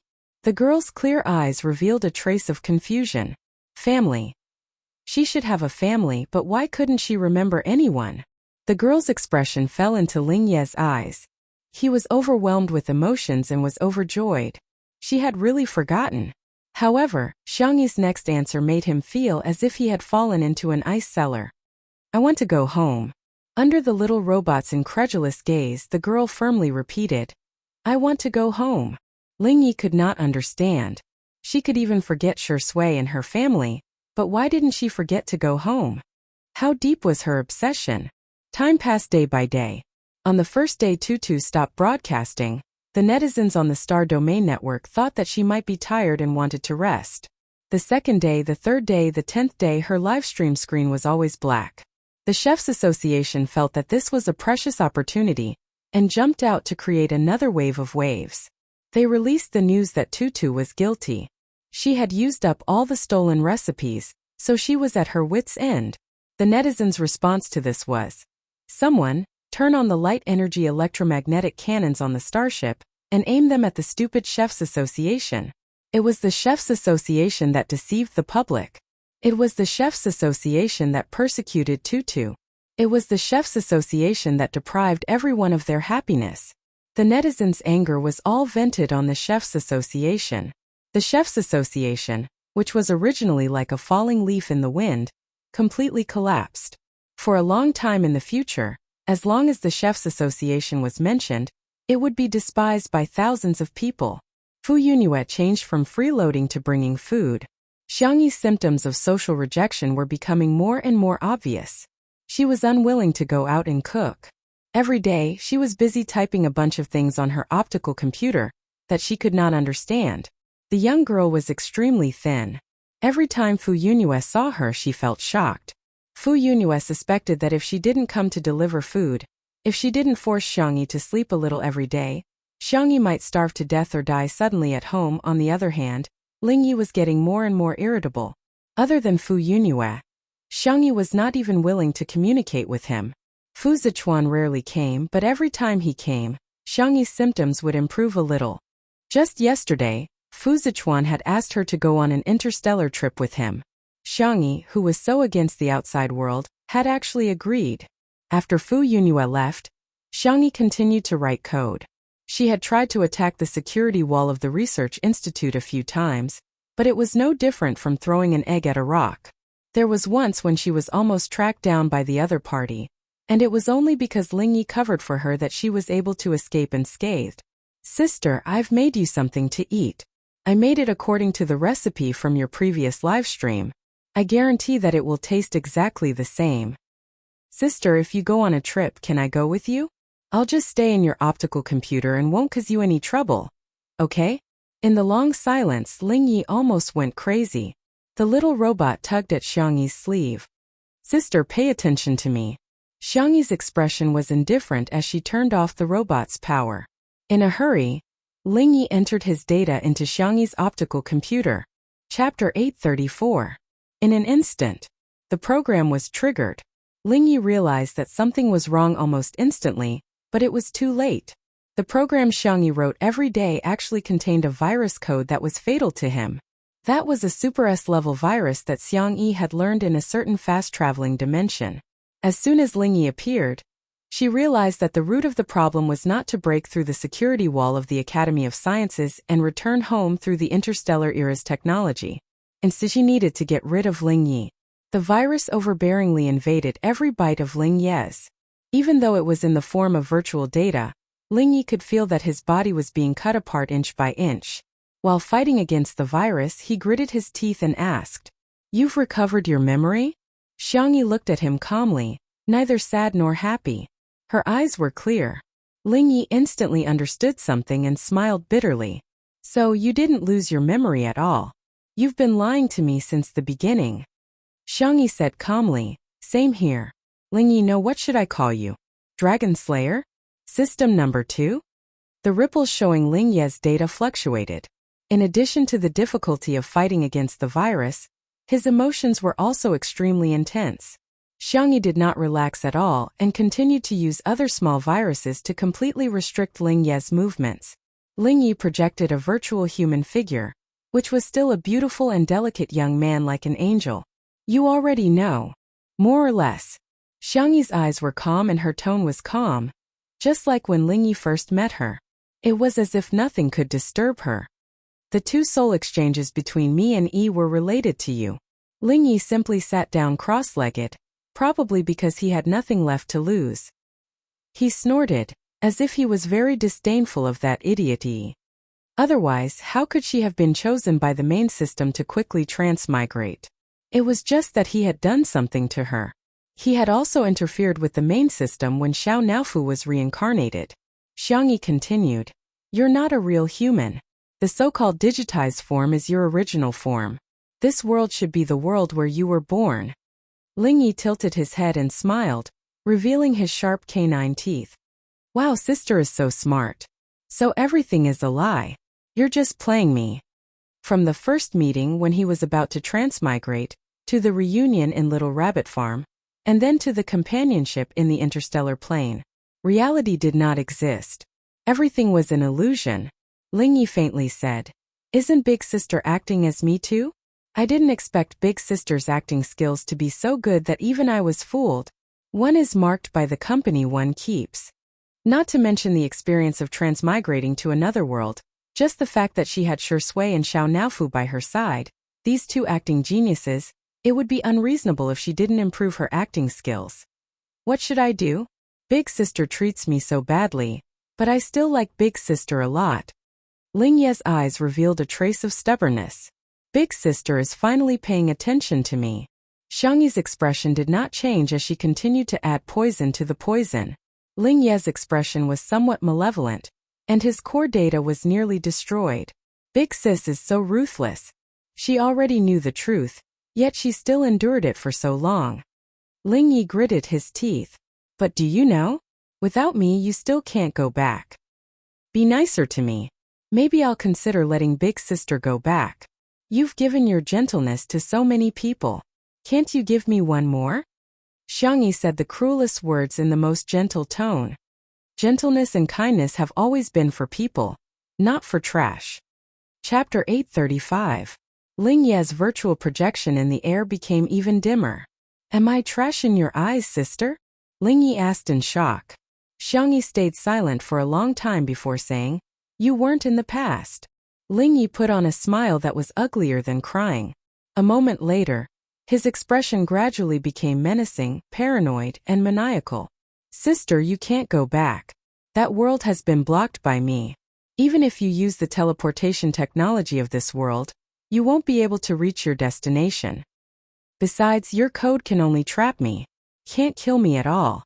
Xiang Yi's virus code was indeed very strong, but Ling Yi as the second transmigration system was also not to be underestimated.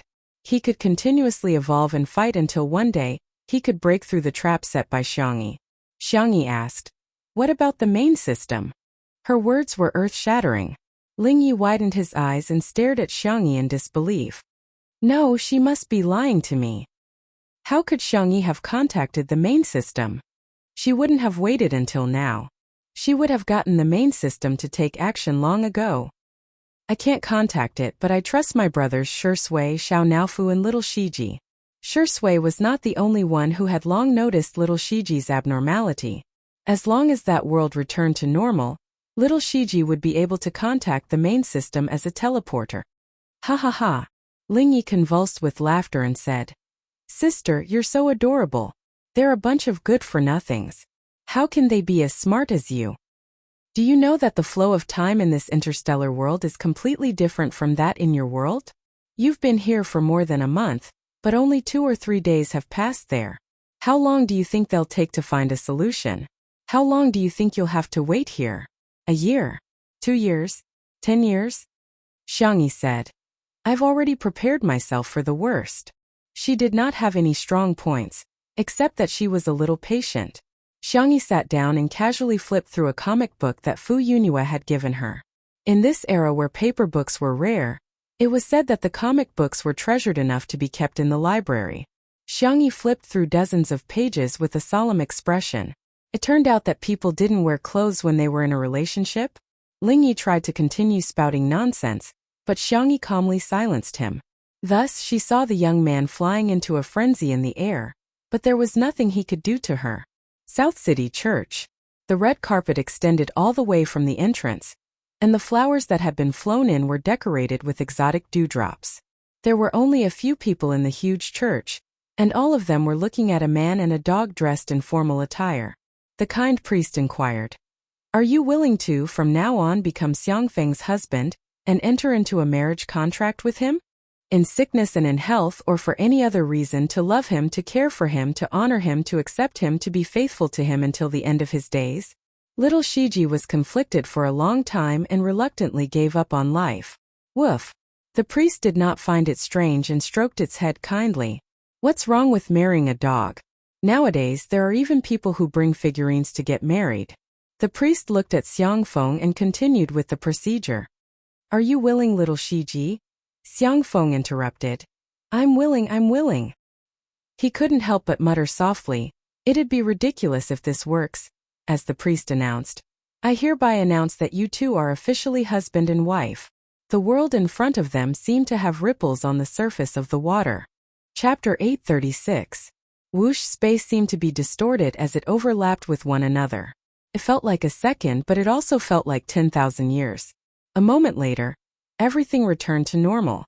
Xiang Feng was dumbfounded, and his mouth was wide open. No way, right? What kind of fantasy plot is this? The priest rubbed his eyes, thinking that it was an illusion. He asked with a smile. What's wrong? He asked with a smile. When will the next ceremony be arranged? Little Shiji suddenly barked excitedly and leaped towards Xiang Li, who was holding a tablet, to type a few words. I've contacted her. Everyone felt a sense of relief. Yi was the only one whose eyes were full of panic, but she didn't dare to say a word. In the past 3 days she had fully experienced what it meant to drag on like a year. Hell was just so. Little Shiji immediately typed again. You can get a divorce now. Xiang Li cleared his throat and said to the priest politely, You can do it now. The priest was dumbfounded.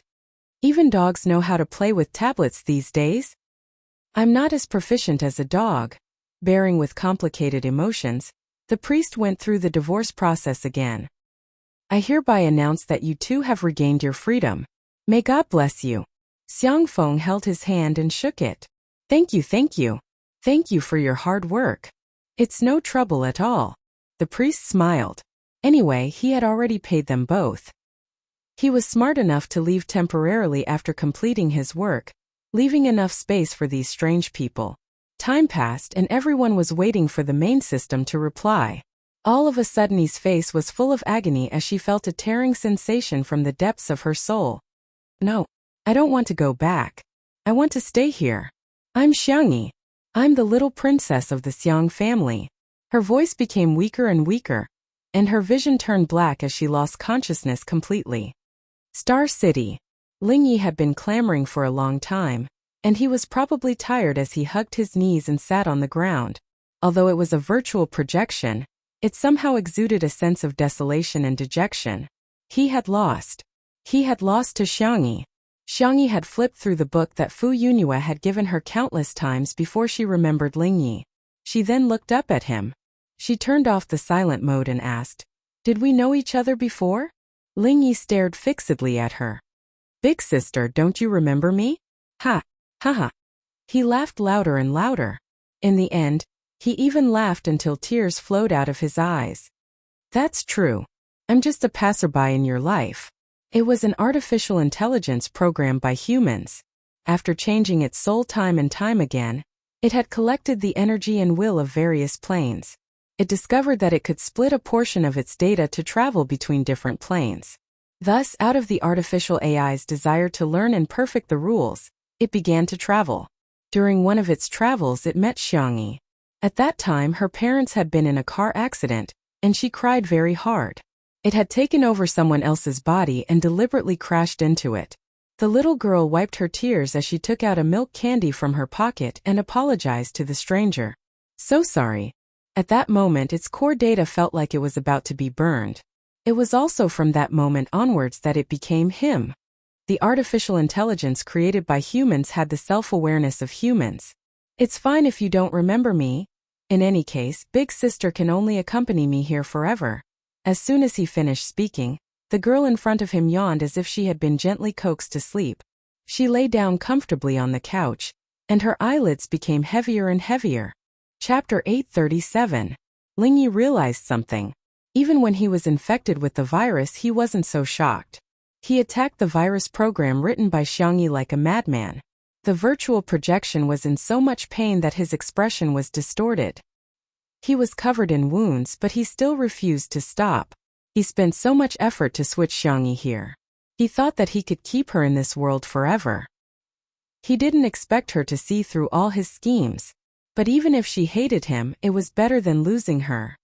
"Sister, sister. Xiangyi. No, you can't. You can't leave me." "No." The only response he got was a deathly silence. After an unknown period of time, Lingyi looked at the girl on the sofa and groaned in pain. The pain from the depths of her soul still made Yi's heart palpitate. She opened her eyes with difficulty and looked at the projection in front of her. "Who are you?"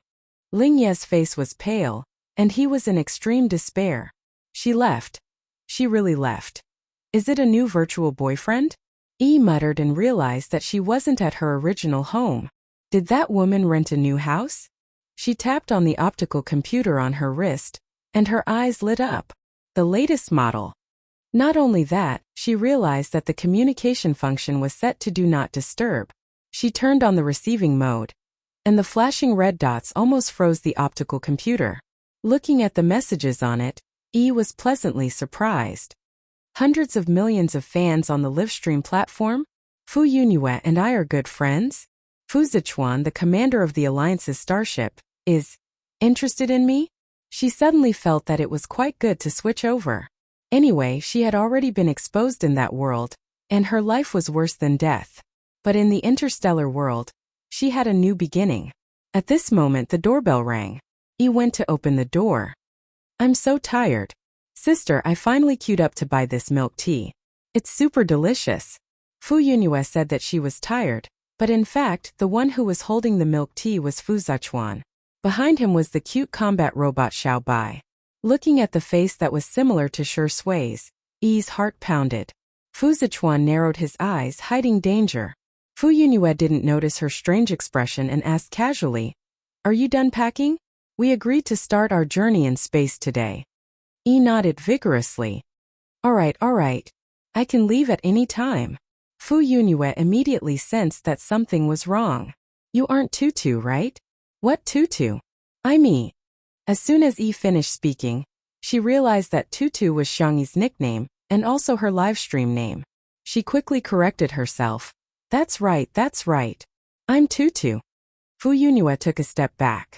Fu Zichuan said calmly, it's not her. Let's go. Even Xiao Bai had a regretful expression on her face. She took off the hairband that Xiangyi had given her, and the bow that she had made herself. Yi panicked. Where are you going? But the Fu siblings did not even look at her and walked away. In the hovercar, Fu Yunhua sniffled. Her eyes were red. She should have gone home. Fu Zichuan replied softly, yes. Fu Yunhua wiped her tears and smiled widely. Then she must have met someone she likes and been liked by someone. Hey, Tutu can finally get her wish. After a long time, Fu Yunhua heard her brother's low and hoarse voice. As long as she's happy. Chapter 838. Yi didn't expect to receive such a huge blow as soon as she returned home. However, she quickly adjusted her state of mind. Even without the Fu siblings, she still had so many fans on the Star Web livestream. She logged onto the Star Web livestream and soon received a greeting from Empire Livestream, as well as a daily contract renewal. Yi naturally agreed and signed the contract for the day. The staff of Empire Livestream asked politely, Tutu, what are you going to cook today? Can you spoil the show so that we can help you promote it? Yi froze for a moment. She didn't know how to cook at all. If she did, she would be exposed, hence, she expressed that she wasn't going to cook today and was going to sing. She was going to show her face and sing. The staff on the other side was instantly excited. Tutu's face. This was an explosive event. The staff immediately applied to the higher-ups and soon, the application was approved for the best and most popular spot on the Star Web livestream. Simply put, as long as one used the Star Web livestream, they would receive a push notification from Tutu's livestream. Half an hour later, the livestream began. Yi was a little nervous as she waved at the camera. Hello everyone, I'm Yi. Ahem, I'm Tutu. What appeared on the fan screens was a face with heavy makeup. Although it was quite pretty, everyone was still a little disappointed. She was too different from the image that everyone had imagined. They had thought that Tutu was a beautiful, gentle, and indifferent girl who would still be beautiful even without makeup. However, there were too many people who liked Tutu and the pop-up comments were shocking. The fans were enthusiastically sending gifts to her. Yi was overjoyed when she saw this. She had just greeted them and the gifts she received, if converted to star coins, would be worth millions. This was even when Yun Zhongyue was not around.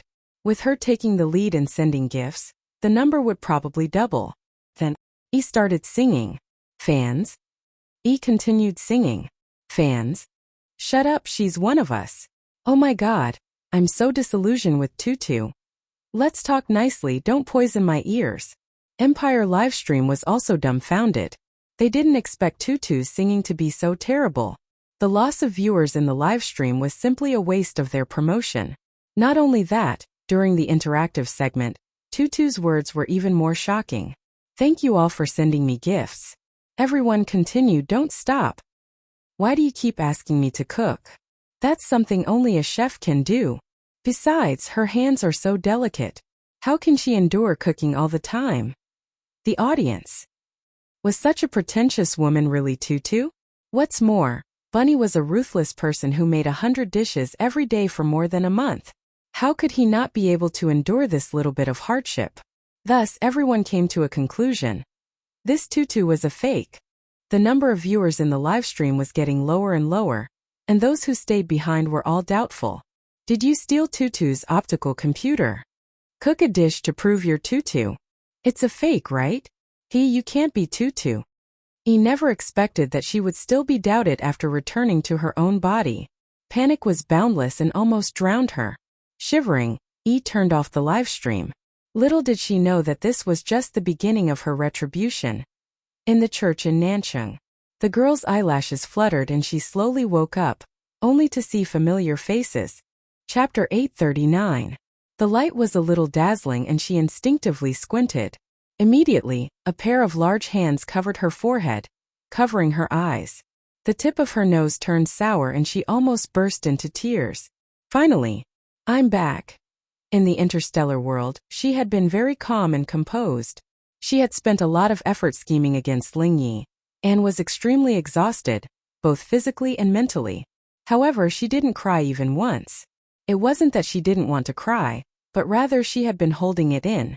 After persevering for so long, she couldn't hold it in any longer the moment she saw her family. She was just using the strongest armor to disguise all her weaknesses. In fact, she would also be afraid, confused, and uneasy. "Brother," Xiangyi said in a soft and nasal voice. "I'm back." She tried her best to smile, but tears welled up in her eyes. Xiangyu pressed his cap down to cover his eyes. The young esports god said arrogantly and coldly, "You're back." Xiangqi's eyes were red and he said fiercely, "What are you crying for? You're so ugly." Xiangli touched her little head gently and said, "Our tutu, it's been hard on you. We've been waiting for you." Xiangchun was as taciturn as ever. He said 2 words expressionlessly. He said expressionlessly, "Go ahead and cry." The cold and aloof man wiped Xiangyi's face with his sleeve. His tailored suit was stained with tears and snot, but he didn't even frown. Xiangyi noticed that Xiangyu, who had always been dressed in a formal suit and leather shoes, had long been wrinkled. Even his tie was loosely tied. He wasn't the only one. The others were also in a much more disheveled state than usual. Xiangyi immediately cried even harder. The girl's shoulders shook, as if she was about to cry all the tears she had in her life. Xiang Feng wailed too. "Little Xiangyi, you've suffered." Little Shiji silently distanced herself from her ex-husband. Xiao Naofu jumped into Xiangyi's arms and meowed, its icy blue eyes full of tears. "Stupid woman. You're finally back." This hoo-hoo was worried to death. Xiangyi hugged the kitten tightly and smiled through her tears. "Why have you lost weight?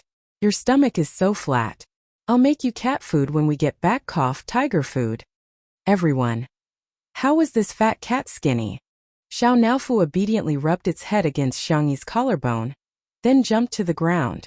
It strode over to Xiangyu's feet with its proud and noble cat-like steps, and meowed in a cute and coquettish manner. "Xiangyu." It acted coquettishly towards me. Xiangyu, the furry maniac, picked up Xiao Naofu at lightning speed and instantly transformed from a cold and aloof person into a chatterbox. "Is our fufu hungry? Do you want to drink milk? Can you eat some dried fish first? If you don't like it, I'll buy you something else, okay?" Little Shiji.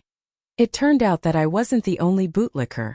Xiangyu carried Xiao Naofu to look for food while Xiangqi, Xiangli, and Sangchen also found excuses to leave, not forgetting to drag Xiangyu away with them. Xiangfeng was still struggling desperately. "Don't stop me. I want to hug little Xiangyi. I want to give her the warmth of a family member." Sangchen glanced at him coldly.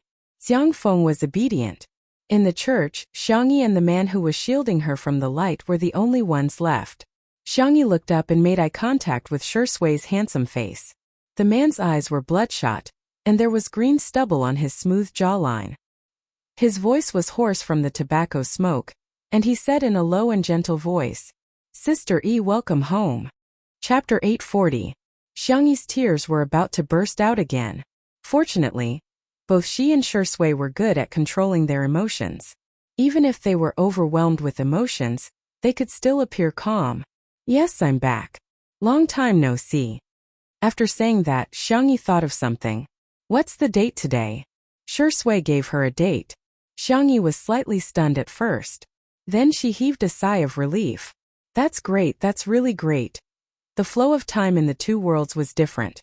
She was so glad that she was in the fast world, while Shui and her brother were in the slow world. Shui sensed that something was wrong. He narrowed his eyes and asked, "How long have you been there?" Xiangyi wanted to skip this question and change the topic. Shui didn't ask much. He just stared at her, as if he wouldn't look away if she didn't give him an answer. In the end, Xiangyi was defeated. She said softly, "More than a month, huh?"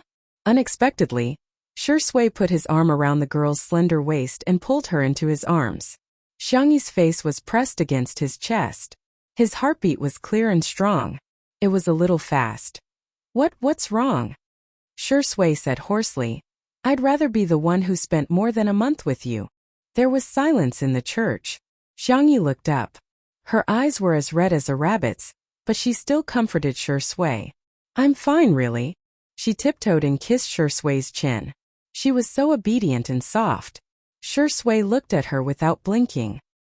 He suddenly tightened his grip on her waist. His tall figure loomed over her, not allowing her to escape. Xiangyi didn't escape. Instead, she hugged his waist. In the director's room, Li Jianyu paced back and forth. What's going on? Is Sister Yi really possessed? That day, Shi Sui had only asked him and Ruan Qing to help with the acting. She hadn't said anything else.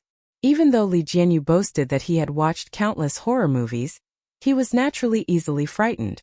When he saw Xiang Yi, who was like a completely different person, he was still frightened. Ruan Qing's guess was deeper than his. She thought of the amnesia incident back then, and felt that Xiang Yi might have lost her memory again, and her body might have been taken over by another personality. After all, the matter of transmigration was simply too unimaginable. A staff member rushed in. Director Li, Sister Ruan, you're back. Sister Yi is back. What did you say? Li Jianyu retorted. His body reacted faster than his mouth as he strode out. Ruan Qing followed closely behind. Not only the two of them, but all the staff members in the production crew also rushed to the entrance to welcome Xiangyi. When they saw that the little girl was safe and sound beside the car, many people cheered. Quick, quick, quick, Sister Yi is back. Sister Yi, how are you feeling? Sister Yi, you've lost weight. You have to eat more to nourish your body. A group of people surrounded Xiangyi and talked at once, showing concern for the little girl. Xiangyi smiled faintly and said, I've made everyone worry. I'm fine. Okay, all of you make way. You're all surrounding her so tightly that Sister Yi probably can't breathe fresh air. Everyone awkwardly made way. Li Jianyu pushed through the crowd and threw himself into Shi Sui's arms. Shi Sui? ? Xiangyi? ? Li Jianyu said, Boo-hoo, I want to hug Sister Yi, but I don't think it's appropriate. Then I can only hug Sister Yi's man.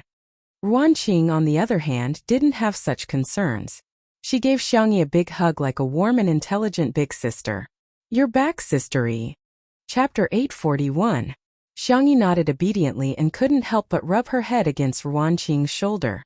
Brother Yi, you're finally awake, that's great. Zhou Yan exclaimed in joy. He trotted towards Xiangyi, followed by Su Rundong's striding figure. The two of them had postponed all their appointments in the short term in order to wait for Xiangyi to wake up. Xiangyi chatted with them for a while, and after Zhou Yan and Su Rundong confirmed that Xiangyi had recovered, they left. Zhou Yan stuck his head out of the car window and said, Thank you for introducing us to the doctor, Brother Yi. In addition to the psychiatrist that she introduced to Su Rundong, Xiangyi also helped him make an appointment with a top-ear doctor. He owed her a huge favor. Xiangyi said gently, You guys have to cooperate with the doctor and get well soon. Zhou Yan grinned. He didn't look like a legendary singer at all. Instead, he looked a little silly. Brother Yi, I'll come to you again if I'm hungry for 3 days. Su Rundong pursed his lips. Although he had already sprayed the car with disinfectant spray, he still felt a little uncomfortable. He said, See you later. Xiangyi said, Have a safe trip, come by often in the future. As the car gradually drove away, their friendship quietly lasted forever. In the living room, Xiangyi learned that the fans of Two Under One Roof had been waiting under the official Weibo account for several days, so she took the initiative to ask the production team to start a live stream. If it were any other director, they would definitely be eager to start a live stream to make money.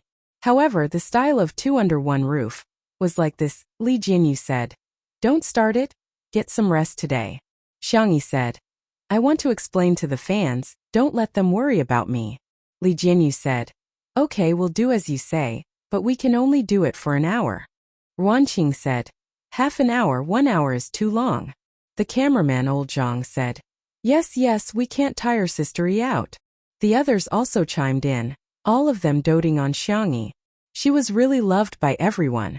After the staff adjusted the equipment, Ruan Qing used her official Weibo account to post the news of the upcoming live stream. The fans below were all in an uproar. Is Sister Yi awake?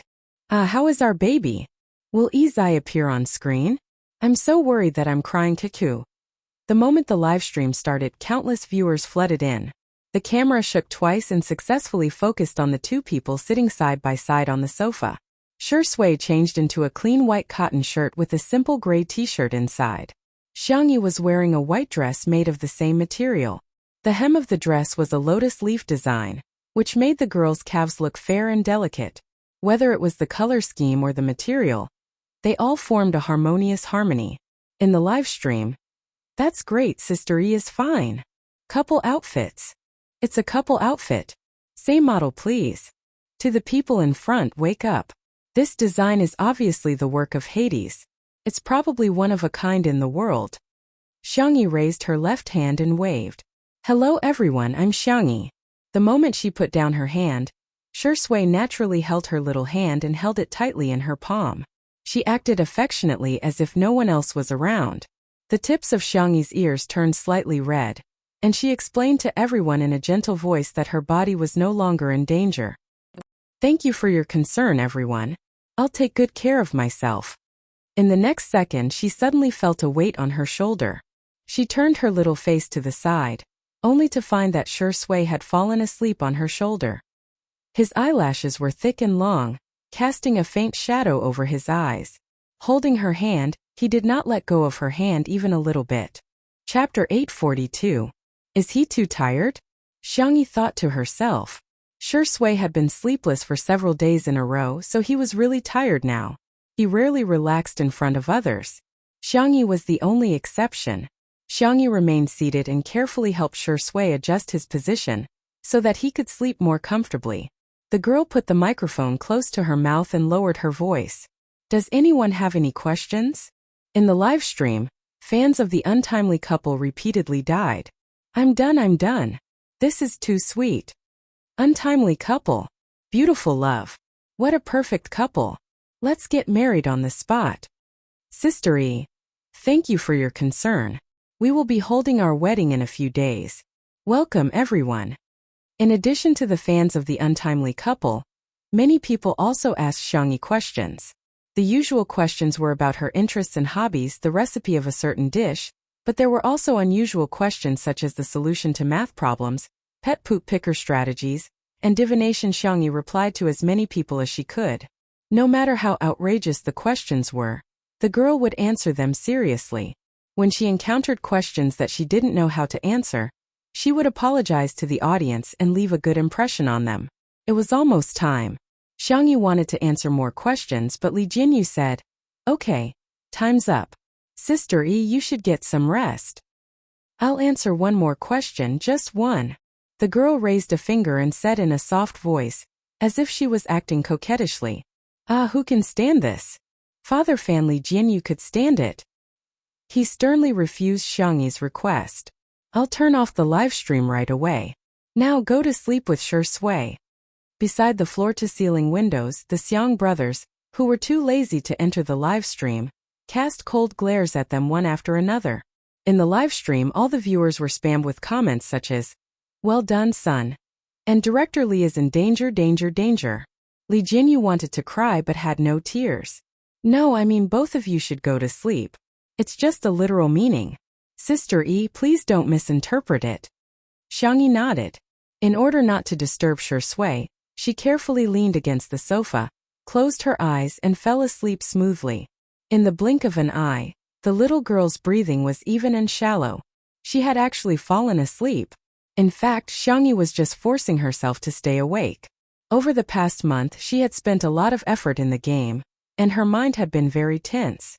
Now that she was in front of Shui and her family, she could finally let down her guard and fall asleep peacefully. Li Jinyu cut off the livestream right when Xiangyi and Shui fell asleep.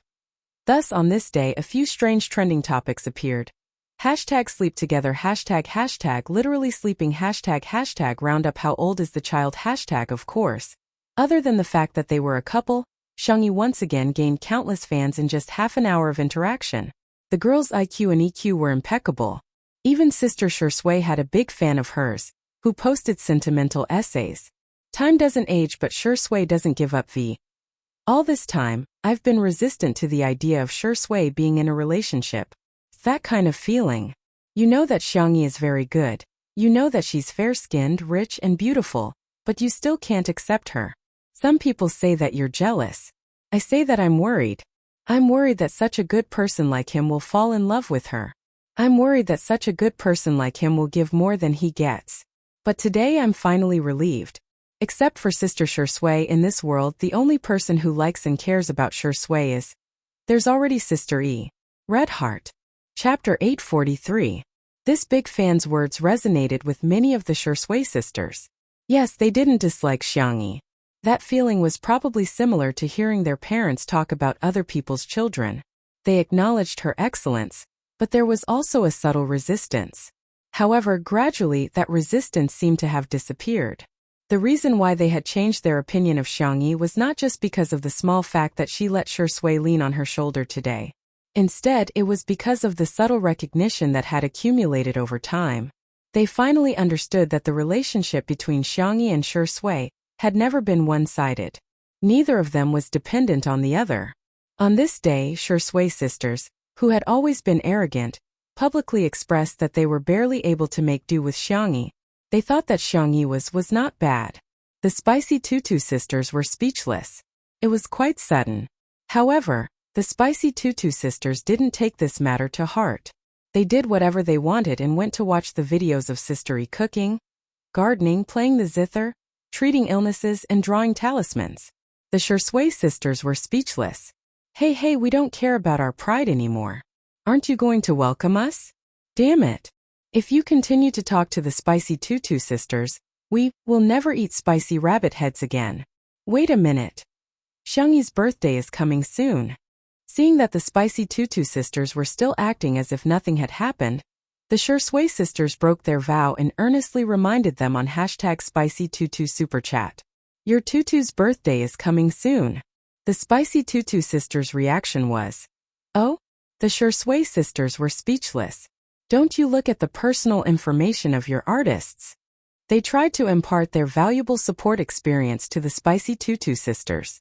For example, they could buy advertising spots in squares, subways, and public buses. For example, they could do public welfare, repair roads, repair elementary schools, plant trees, and rescue stray cats. Another example would be endorsements, buying clothes, hand sanitizer, noodles, and snail powder. The Spicy Tutu sisters replied calmly, a waste of money. Illegal fundraising. Can you buy it? The Shui sisters were speechless. That hurts. Xiangyi slept all the way until evening. When he woke up, his whole body felt refreshed after a good night's sleep. Shui was sitting next to her, reading the script in her hands. She seemed to have sensed her gaze and turned to look at her. Xiangyi rubbed her eyes, wiped the corners of her mouth, and combed her hair in a flurry. Because she had just woken up, her movements were slow by half a beat, making her look adorable. Where are my brothers? Xiangyi asked. The corners of Shui's lips curled up as he pinched her little face. They left. The light in Xiangyi's eyes dimmed. Did that E do something again? Do they hate me again? The girl's voice was a little nasal, but she pretended to be indifferent. Don't overthink it. TSK, I promise to keep it a secret. Shui said. They went to the old mansion to prepare for your birthday celebration, and the staff members are also there. There should be a live broadcast. Xiangyi covered his mouth. You didn't say anything, so you didn't go against your principles. Shui chuckled softly, a gentle smile on her face. It's okay. Others can't do it, but Sister E is different. In front of Sister E, I can go against my principles. Xiangyi felt her ears start to burn again. She pinched them gently with her fingertips and suddenly thought of something. Then tonight are we the only two left at home? Chapter 844. The sound of running water could be heard from the bathroom. Xiangyi sat on the tatami beside the floor-to-ceiling window. Her head was so hot that it was about to emit smoke. She was nervously tugging at the bunny ears of her stuffed toy. Thinking about the conversation in the past 2 hours, her ears turned even redder in embarrassment. Then tonight are we the only ones left at home? Shui replied with a faint as if he did not think much of it. What do you want to eat? I'll make it. Anything. They had a simple dinner, watched a movie and drank some wine. Then he pretended to be drunk and dragged her back to his room. Xiangyi took a deep breath and told herself not to think about the content of the manga that Fu Yunue showed her. She was not nervous.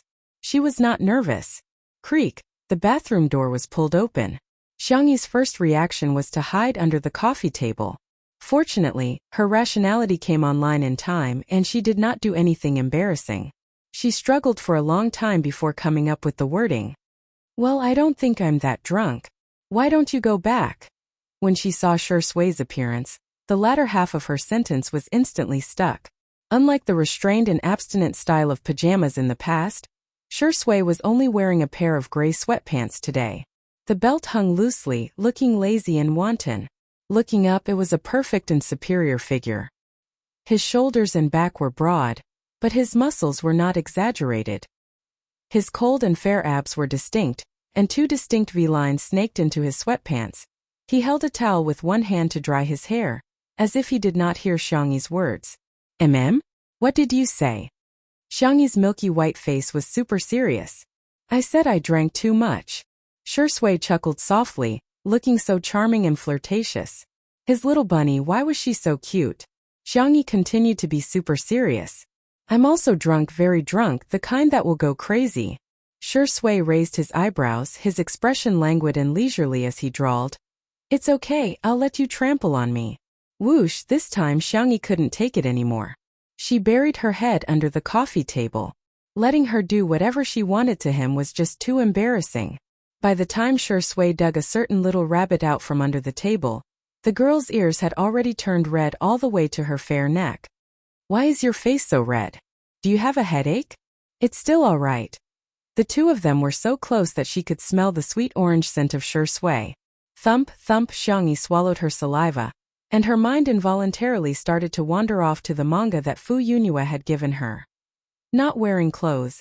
Cough, she only went to take a look at the Liao out of the spirit of scientific research. I heard that exercise can promote alcohol metabolism. I'll dry your hair for you. The buzzing sound of the hairdryer rang in the room. Xiangyi's movements were gentle. She deliberately moved the hairdryer further away and carefully blew Shui's hair.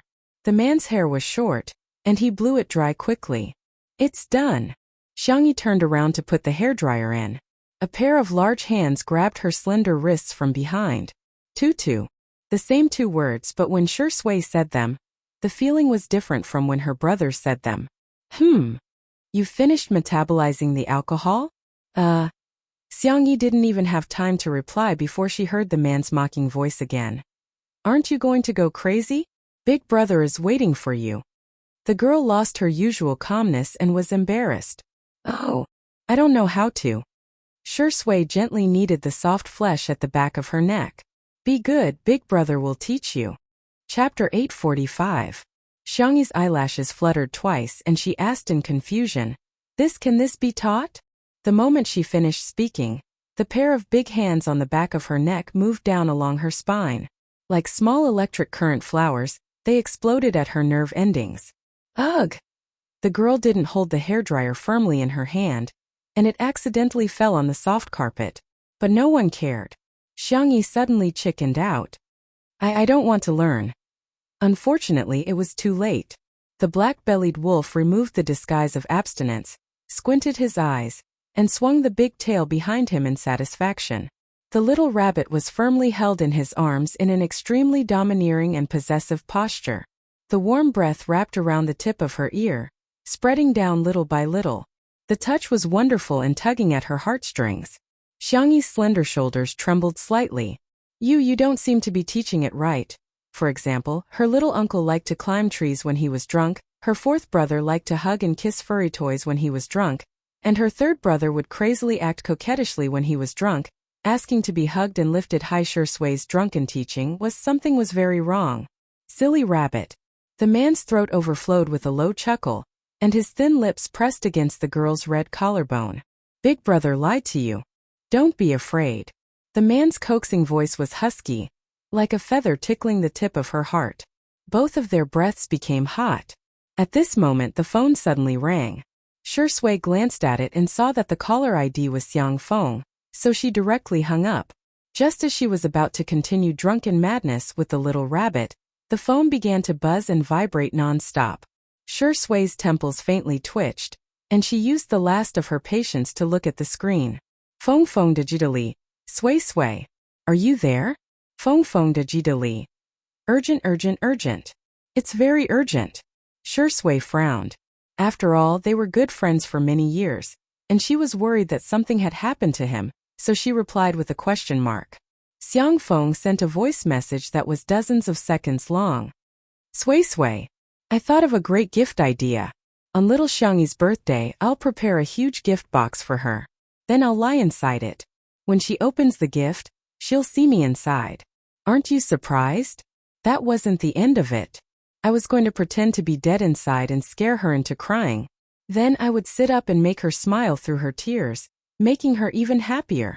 What do you think? Isn't it wonderful? After waiting for a long time, Xiang Feng didn't receive a reply, so he sent an emoji over in confusion. A notification popped up on the screen. Shui from Tutu's family has activated friend verification. You're not her friend yet. Send a friend verification request first. You can only chat after the other party accepts the request. Xiang Feng? What did he do wrong? Why did he have to be so heartless to him? The atmosphere was interrupted. Shui hesitated, wondering if she should let it go.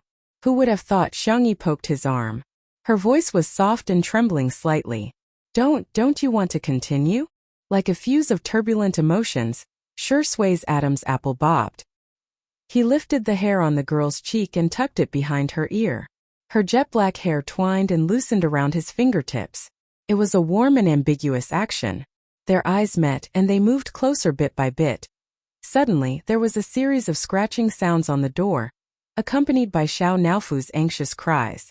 Shui, ignore it. Xiangyi hesitated, but she pushed Shui away. I'll go see if it's hungry. Shui. Very good, the sterilization plan can be restarted. Smiley face. Chapter 846. Xiangyi quickly opened the door while Xiao Naofu scurried towards her. What's the matter? Xiangyi squatted down and picked up the kitten. Xiao Naofu sobbed aggrievedly and used its meaty little paw to point at the location of the cat villa. Xiangyi immediately sensed that something was amiss. Little Shiji, who had always been inseparable from Xiao Naofu, was nowhere to be seen. She walked over and saw a tablet in little Shiji's nest. She vaguely had a hunch. The screen lit up to see that there was an edited letter on it. The letter was divided into 3 parts. To Sister E, thank you Sister E for taking care of me these past few days. The food you cook is really delicious.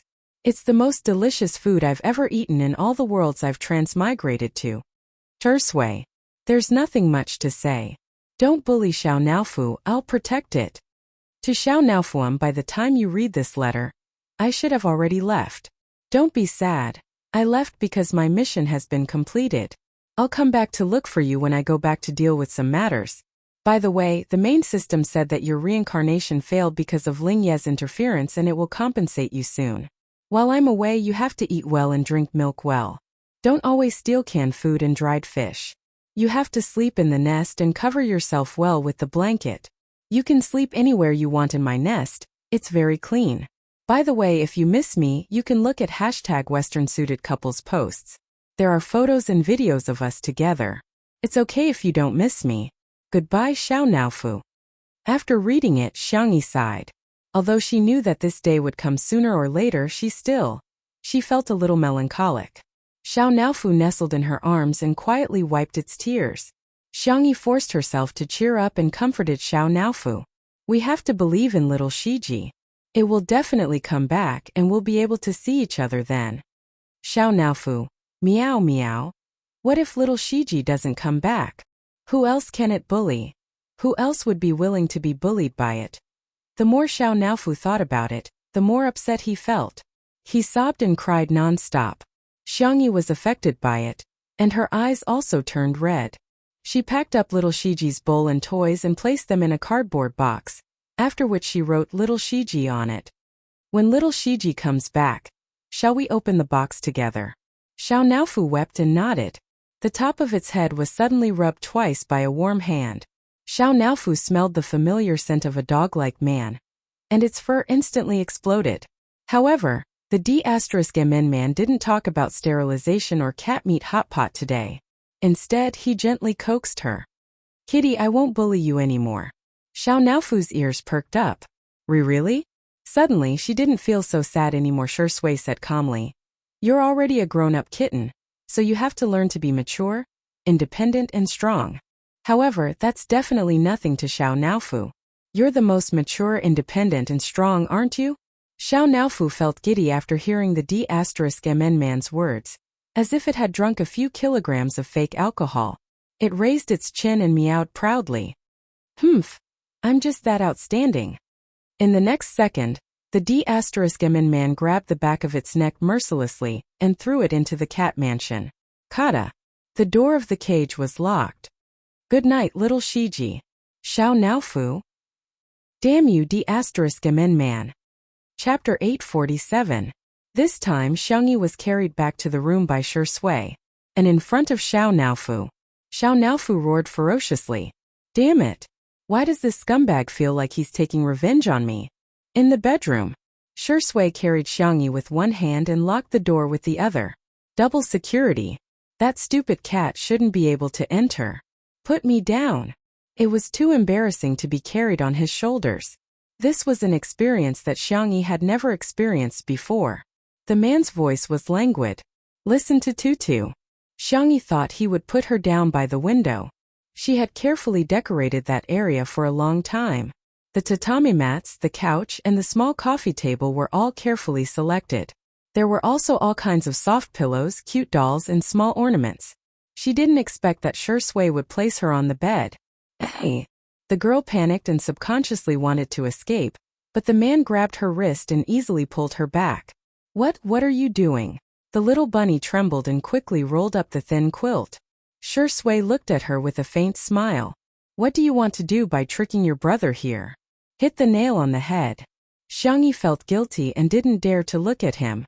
She said vaguely, Is that so? Why don't we talk somewhere else? It feels weird on the bed. Are you scared now? Shui raised his eyebrows. Do you still dare to do it in the future? Xiangyi said honestly. Yes. Shui was so angry that he laughed. He simply lifted the thin quilt and lay down beside her. Xiangyi. No. Shui said. Okay, go ahead. I heard you. Xiangyi. The little girl pulled up the quilt and covered half of her face. Although her brothers doted on her, they abided by the principle that men and women should keep their distance from her since she was young. She didn't have many friends and Zhang was very busy practicing the zither and going to school.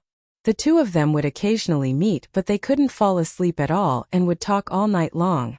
Shui was considered the first person she had slept with in a serious manner. How have you been in the past month? Shui asked in the quiet room.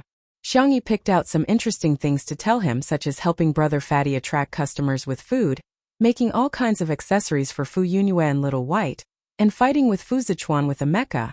The girl had only mentioned it casually, but Shui had grasped the main point very accurately.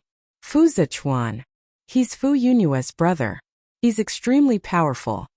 His martial prowess is high, his mecha piloting is first-rate, and he even knows how to command an interstellar fleet in battle. She rattled on and on about Fu Zichuan's good points. Caught off guard, she met Shui's deep eyes and instantly realized that something was wrong. Before she could explain herself, the hand around her waist suddenly tightened. After an unknown period of time, the girl lay on the bed and fell asleep out of exhaustion. Shui wrapped his arms around her slender waist and sneered softly. You're just a little bunny who has evil intentions but no guts. Thinking of Fu Zichuan whom she mentioned, he pressed the tip of his tongue against the roof of his mouth. She actually praised another man. He was just displeased. It was breakfast time the next day. Xiangyi felt her back ache and she was even more tired than cooking 100 dishes. On the other hand, Shui was refreshed and squinted his eyes like a sly old fox. Shall I massage your back? No. Xiangyi waved her hand repeatedly to turn him down. Coincidentally, a call came in and she pressed the answer button. Miss Xiangyi, there's someone outside who wants to see you. She claims to be Shui's mother. The following words are free of charge. I wrote a bug previously. Let me correct it. Shui's father is recuperating abroad, and her mother is a strong career woman who has a conflict with Shui. Please. Moon. Vote. Duck. Good night. Chapter 848. Auntie Shu was looking for her? Xiangyi was a little confused. She hung up the phone and told Shi Sui about his mother. Shi Sui said, "She might have something to tell you. Do you want to go with me to see her?" Xiangyi asked. "She might not want to see me." Although Shi Sui's tone was calm, Xiangyi could sense a hint of loneliness in his voice. She kissed his forehead and said, "Then wait for me here. You have to eat well and drink all the milk. Don't be picky." Shi Sui raised his eyebrows. Was he being taught a lesson by the little bunny? But this feeling was not bad. After Xiangyi left his sight, the smile in Shi Sui's eyes faded and was replaced by a gloomy look.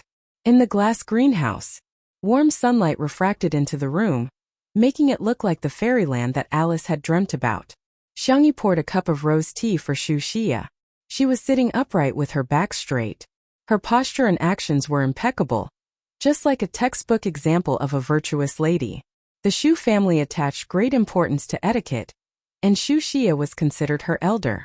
Xiangyi showed the attitude of a junior, but she was neither servile nor overbearing, and did not lose her poise. Wuxia was extremely beautiful. Time seemed to be very tolerant of her, and there were no traces of age on her face. She took a sip of the flower tea. The sweetness of the rose and the fragrance of the green tea blended together to create a rich and sweet taste. However, she only took a sip and put down the cup. She did not touch it again. "The last time I saw you, you were only 7 or 8 years old. In the blink of an eye, you have grown up." Wuxia's tone was gentle. "How are your grandparents?" Xiangyi said. "Auntie, thank you for your concern. Everything is fine." Wuxia was silent for a few seconds and said, "I heard that you and Shi Sui are together?" Xiangyi nodded without hesitation. "Yes, we are dating. I watched you grow up. There are some things that I think you should know." You two have just started dating. You haven't seen his true colors yet. As time passes, you'll realize that everyone with the surname Shi is a lunatic." Xiangyi noticed that Wuxia had deliberately emphasized the word lunatic. "So, Auntie, why are you here?" Wuxia whispered. "Leave him. The Shi family had the genes of lunatics, and Shi Sui would one day go crazy too. Xiangyi, your mother and I are old friends. I can't watch her daughter fall into the devil's mire and end up as miserable as I was back then. You don't know. You can't imagine how painful it is to live with a madman all day long. Shi Sui is just a good-looking boy. He has witnessed his father's." Wuxia seemed to be unwilling to talk about the past and vaguely said, "In short, his father is trash. He's the same. He might even be worse than trash." After saying this, she felt relieved, as if the sword of Damocles that had been hanging over her head all these years had finally disappeared. She thought that she would see panic and fear on Xiangyi's face, but she did not expect the girl to remain calm. "Auntie, thank you for your advice." Wuxia could not understand her reaction. "Don't you understand? I said that Shi Sui has the genes of that person." Xiangyi interrupted her. The girl's voice was calm. "Auntie, he is also half your blood bond." Wuxia gritted her teeth. "That was the most humiliating thing in my life." Chapter 849. Looking back on the past, Wuxia felt that everything was unbearable. To her, the so-called love wasn't beautiful at all. It was all pain and torture. Father Shi had outstanding attainments in art. When he was in his 20s, he had already achieved something that countless painters couldn't achieve in their lifetime. However, his love was stubborn and insidious. It was possessive and controlling. From restricting her social interactions at the beginning, it was extreme to restricting her freedom in the end. Wuxia shuddered at the thought of those dark days. At that time, she thought that the only person she could rely on was her son, Shi Sui. However, what made her bitterly disappointed was that the 4 or 5-year-old Shi Sui actually stood in his father's position and advised her to obey Father Shi.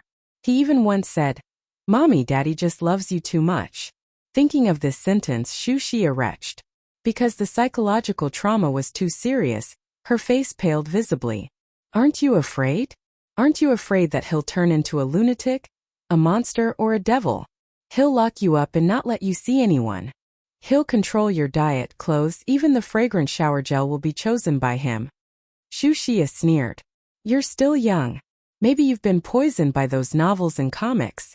You think that being a caged canary and a daughter flower clinging to a man is a romantic love that people yearn for. No, let me tell you, that's not love at all. It's just a perverted restriction of personal freedom. She leaned against the back of the chair and closed her eyes tiredly as if she had exhausted all her strength. Xiangyi added some hot tea to the cup that she hadn't touched much. Auntie, I sympathize with your experience. After going through all that, it must be difficult for you to walk out of it. Wuxia revealed a gratified smile. It's good that you can wake up in time. However, Xiangyi's next words froze her smile. Uncle Sure is Uncle Sure. Sure Sui is Sure Sui. Even if they are bound by blood, they are still independent individuals. You don't treat Sure Sui as your son. I respect your choice. But he's not trash and he's not crazy. Although there are times when he's childish and even bullies kittens, he's the best, most gentle, and most reliable man in the world. Wuxia looked at the girl in front of her in disbelief. Why? Why? She had even revealed the secret that she had kept for so many years. Why hadn't Xiangyi left Sure Sui yet? Wuxia's chest heaved up and down, and it took her a long time to calm down. She regained her noble and elegant appearance and took out a card from her limited edition crocodile leather bag. I've already said what I wanted to say. It's up to you whether you want to listen or not. Take this card, and I'll pretend that I don't have a son. Wuxia said proudly. Remember, if you choose him, then I won't give you my blessings. Never. Xiangyi frowned and took out a wallet from her third brother's canvas bag. After opening it, she saw a stack of black and gold cards. Under the sunlight, it was almost blinding. Xiangyi took out the cards one by one slowly and placed them in front of Wuxia. Auntie, this is a small token of my respect. Please remember that you didn't abandon Sure Sui. Sure Sui doesn't want you anymore.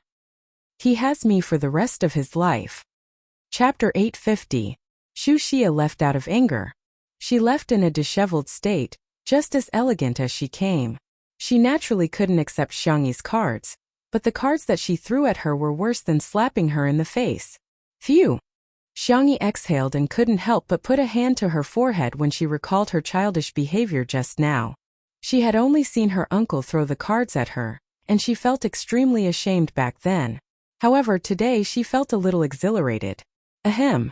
She inadvertently looked around and saw the slender figure under the gardenia tree not far away. Xiangyi got up and scurried over. Sure Sui was twirling a cigarette in his hand, but he didn't smoke it. He looked down and the emotions in his eyes couldn't be discerned. Xiangyi asked cautiously, did you see everything? Yes. I'm sorry, it's my fault. I just couldn't take it anymore, so I threw those cards at her. I forgot that there were so many of them. Her uncle and grandparents would give her supplementary cards and pocket money cards from time to time, not to mention her brothers. Since she was a child, Xiangyi had never received any cash in the red packets she received. They were either cards or deposit slips. Xiangyi explained softly, and her whole body was suddenly hugged. Sure Sui buried his head in her neck and rubbed it twice. He was such a mature and serious man, but now he was acting like a spoiled child. Tutu, you're very good.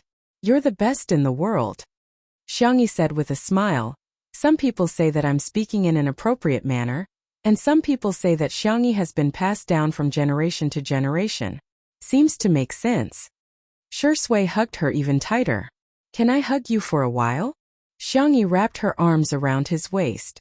Sure, boyfriend. Xiao Naofu, who was watching the show in the corner of the greenhouse, was speechless. Is it popular to lure Hu in and kill him now? I suddenly miss little Shiji. If it's here, it'll hug me too. More than 10 seconds later, Sure Sui let go of Xiangyi and adjusted his mood. I'm sorry for making you suffer. Sure Sui laughed self-deprecatingly. I didn't give my blessing to our family. Xiangyi shook her head. No, it doesn't matter if she doesn't bless us. We don't need her blessing. She doesn't want you, but I want you. Sure Sui, don't be sad. Anyway, I won't allow it. The little girl's serious look with a taut little face made one's heart flutter. Sure Sui chuckled. Okay, listen to Tutu. Wuxia was right to a certain extent. He had inherited Father Sure's genes, stubborn and heartless.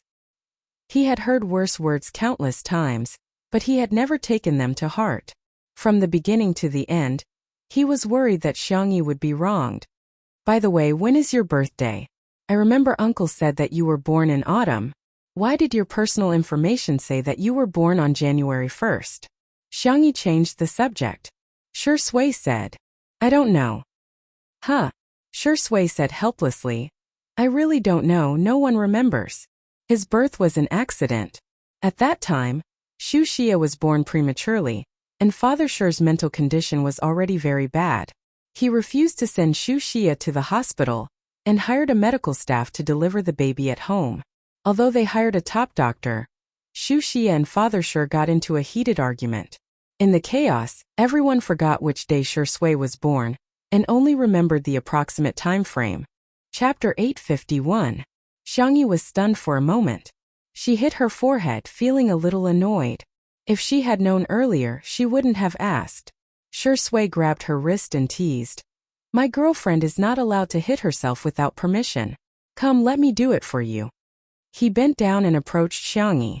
Xiangyi retracted her small hand and pecked his cheek lightly like a dragonfly skimming the water. Boyfriend, do you want to celebrate my birthday with me? This time, the person who was stunned was Shi Sui.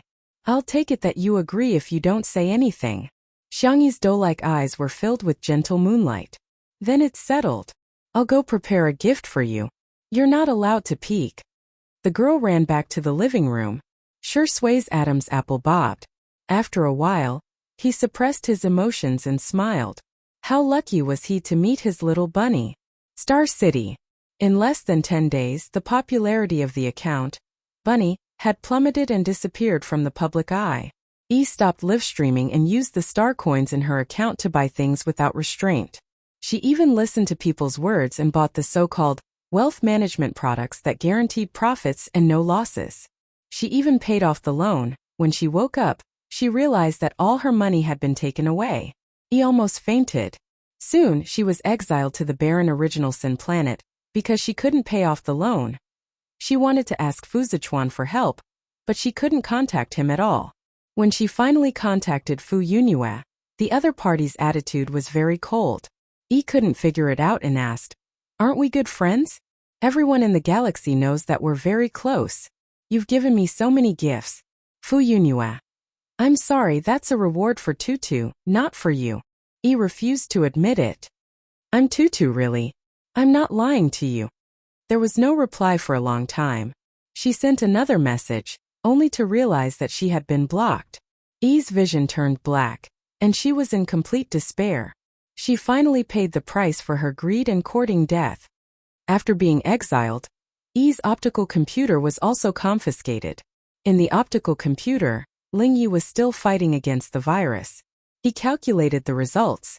According to the current progress, he would be able to break the virus in 123 years and regain his freedom. However, that day would never come.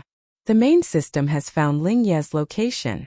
It was only when he truly faced the main system that Lingyi realized just how weak his so-called secondary system was. He couldn't even withstand a single blow. The main system had been operating for many years, and the amount of energy it had accumulated was undoubtedly terrifying. The simulated photon beam bombarded Lingyi a few times, and Lingyi's core data was damaged, causing him to fall into a near-death state. What shocked him even more was that the main system didn't kill him right away. Instead, it started the process of devouring him. Lingyi's figure appeared on the main system's screen when he had devoured 2/3 of it. It was like a child discovering a new world for the first time, constantly changing its shape.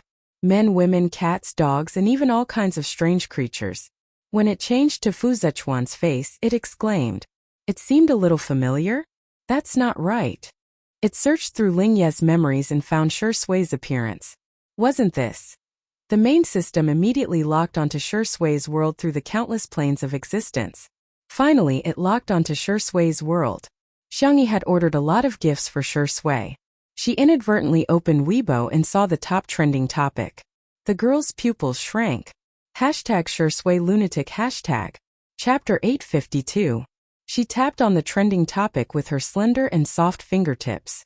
The page jumped to a video interview with a certain media outlet. The interviewee was Wuxia. Xiangyi's fingertips trembled as she fast-forwarded through the entire interview. In the half-hour interview, Wuxia lost control of her emotions several times and kept mentioning Shui and his father. The Shui family members all have mental problems. Shui has displayed emotional and cognitive disorders since he was a child. He's cold and emotionless, just like a block of wood. He doesn't know how to speak even when he's 4 or 5 years old. He's not likable at all. I don't want to admit that he's my son. I didn't want to talk about these things at first. The reason why I'm standing up is to prevent women from being hurt like I did back then. Being imprisoned in a cage like a canary isn't romantic love at all. It's illegal imprisonment of personal freedom. This interview was obviously paid to be trending, but because the content was too shocking, it still caused a huge uproar on the internet. What the F***CK? Is this Shui's biological mother? She's so beautiful. So does the Shui family have some kind of hereditary mental illness? Shui acted like a lunatic in the movie that he won the Best Actor award for previously. Could it be that he's acting himself? I'm just a passerby. I feel that Miss Shu's values are too righteous. I hate those kinds of love views that promote paranoia and mental illness. They're obviously the dregs of the flourishing consumer culture and entertainment industry. His biological mother is coming out to beat him. Shui's mental condition must be very worrying, right? I feel bad for Sister E. She found a lunatic to be her boyfriend. With her qualifications, she can get any man she wants. In an instant, rumors spread everywhere.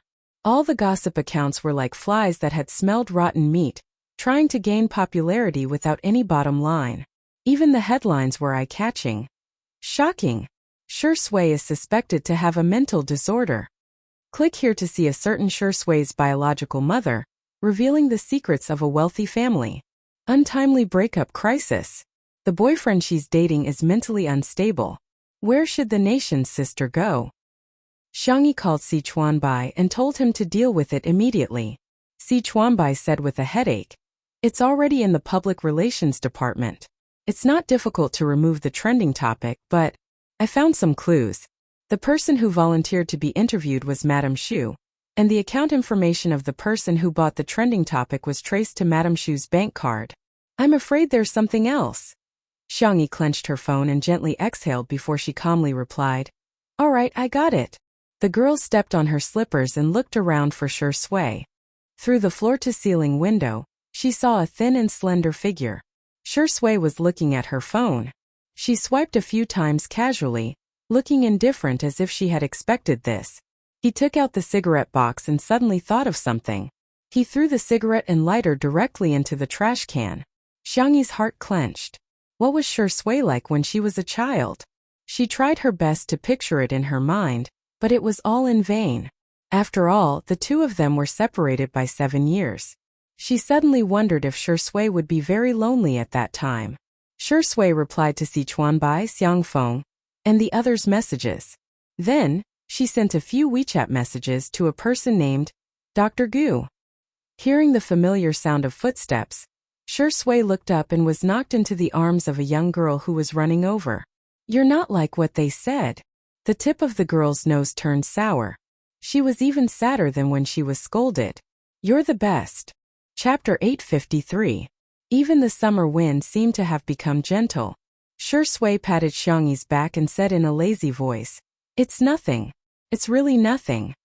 Xiangyi looked up and stared at him for a while before whispering, "If you want to cry, I can lend you my shoulder." Shui chuckled and said, "Why is our tutu so nice?" Xiangyi said seriously, "You're the best." Whether it was the coat he used to block her way when she was 16 years old or the tissue he handed her when she cried when she missed her parents, they were all like family members, supporting Xiangyi's belief in doing tasks when she was about to transmigrate to another world. She was absent from Shui's life for 7 years, but she wanted to give Shui a future. "All right, Sichuanbai will deal with those messy things." Shui pinched Xiangyi's cheek and said, "It's your birthday tomorrow. Our tutu must be happy." "We're celebrating our birthdays together," Xiangyi corrected him. Shui was silent for a while and said, "Sister E, let me tell you a little secret. I've never celebrated my birthday before I debuted." "Huh?" Xiangyi was stunned. "Isn't it? It's quite funny." Shui scratched his eyebrows with his fingertips. His eyebrows were high, making his peach blossom eyes look deep and affectionate. No one remembers my real birthday. The company randomly filled in my birthday date. Later on, my fans would celebrate my birthday at that time. Although it's not my real birthday, I'm still very happy every year. Xiangyi felt a little sorry for him, but she hid it with a smile. Then you can celebrate your birthday twice a year. Shui smiled and said, Yes, I've profited. Those dark, suffocating and depressing memories were still there, but they would no longer affect him. His memories were now filled with a girl named Xiangyi. They became bright, gorgeous and dazzling. Day and night alternated. The hot searches changed again and again. The popularity of Wuxia's interview decreased greatly, but there were still people who paid attention to it. Everyone was speculating whether Shui had a mental disorder or not. Rainy Night, which he had previously starred in, had also been dug out and analyzed frame by frame. From his micro-expressions to his body language, he did not miss a single detail. The climax of the movie was when the protagonist, played by Shui, sat on the sofa and smoked after killing someone. As he smoked, he laughed until tears came out of his eyes. Although there was a twist at the end and everything was just the protagonist's imagination, those few minutes became the most dazzling part of the entire film. It was regarded as one of the best acting skills in the history of film. However, after careful analysis, it seemed that Shui had really gone mad. Otherwise, how could he act so well? There were quite a few people who held this view. In particular, when the live broadcast of Two Under One Roof began, everyone started gossiping about Shui in the comments section. Did you guys see the popular analysis? My mind is filled with Shuringdi's laughter. It's like he's really crazy. I think so too. How can a mother not love her child? Even his own mother said so. It must be because the crazy genes of the Shur family are too much. Is Shuringdi pretending to be gentle and refined these days? Oh my god. Doesn't that mean he's a mental patient with acting skills? He's much more dangerous than ordinary mental patients. Of course, these people were soon taught a lesson by Shui's fighting skills. At this moment, Li Jinyu shouted, We're here. Chapter 854. The audience's attention was immediately attracted. The cameraman Old Zhang had also figured out what everyone was thinking. He got out of the car and took a shot of the Xiang family's old mansion from afar. It was a typical Chinese-style building that was not as exaggerated as everyone imagined. Instead, it was clean and fresh like a traditional ink painting. Madame Xiang loved flowers, so Xiangyin planted all kinds of flowers.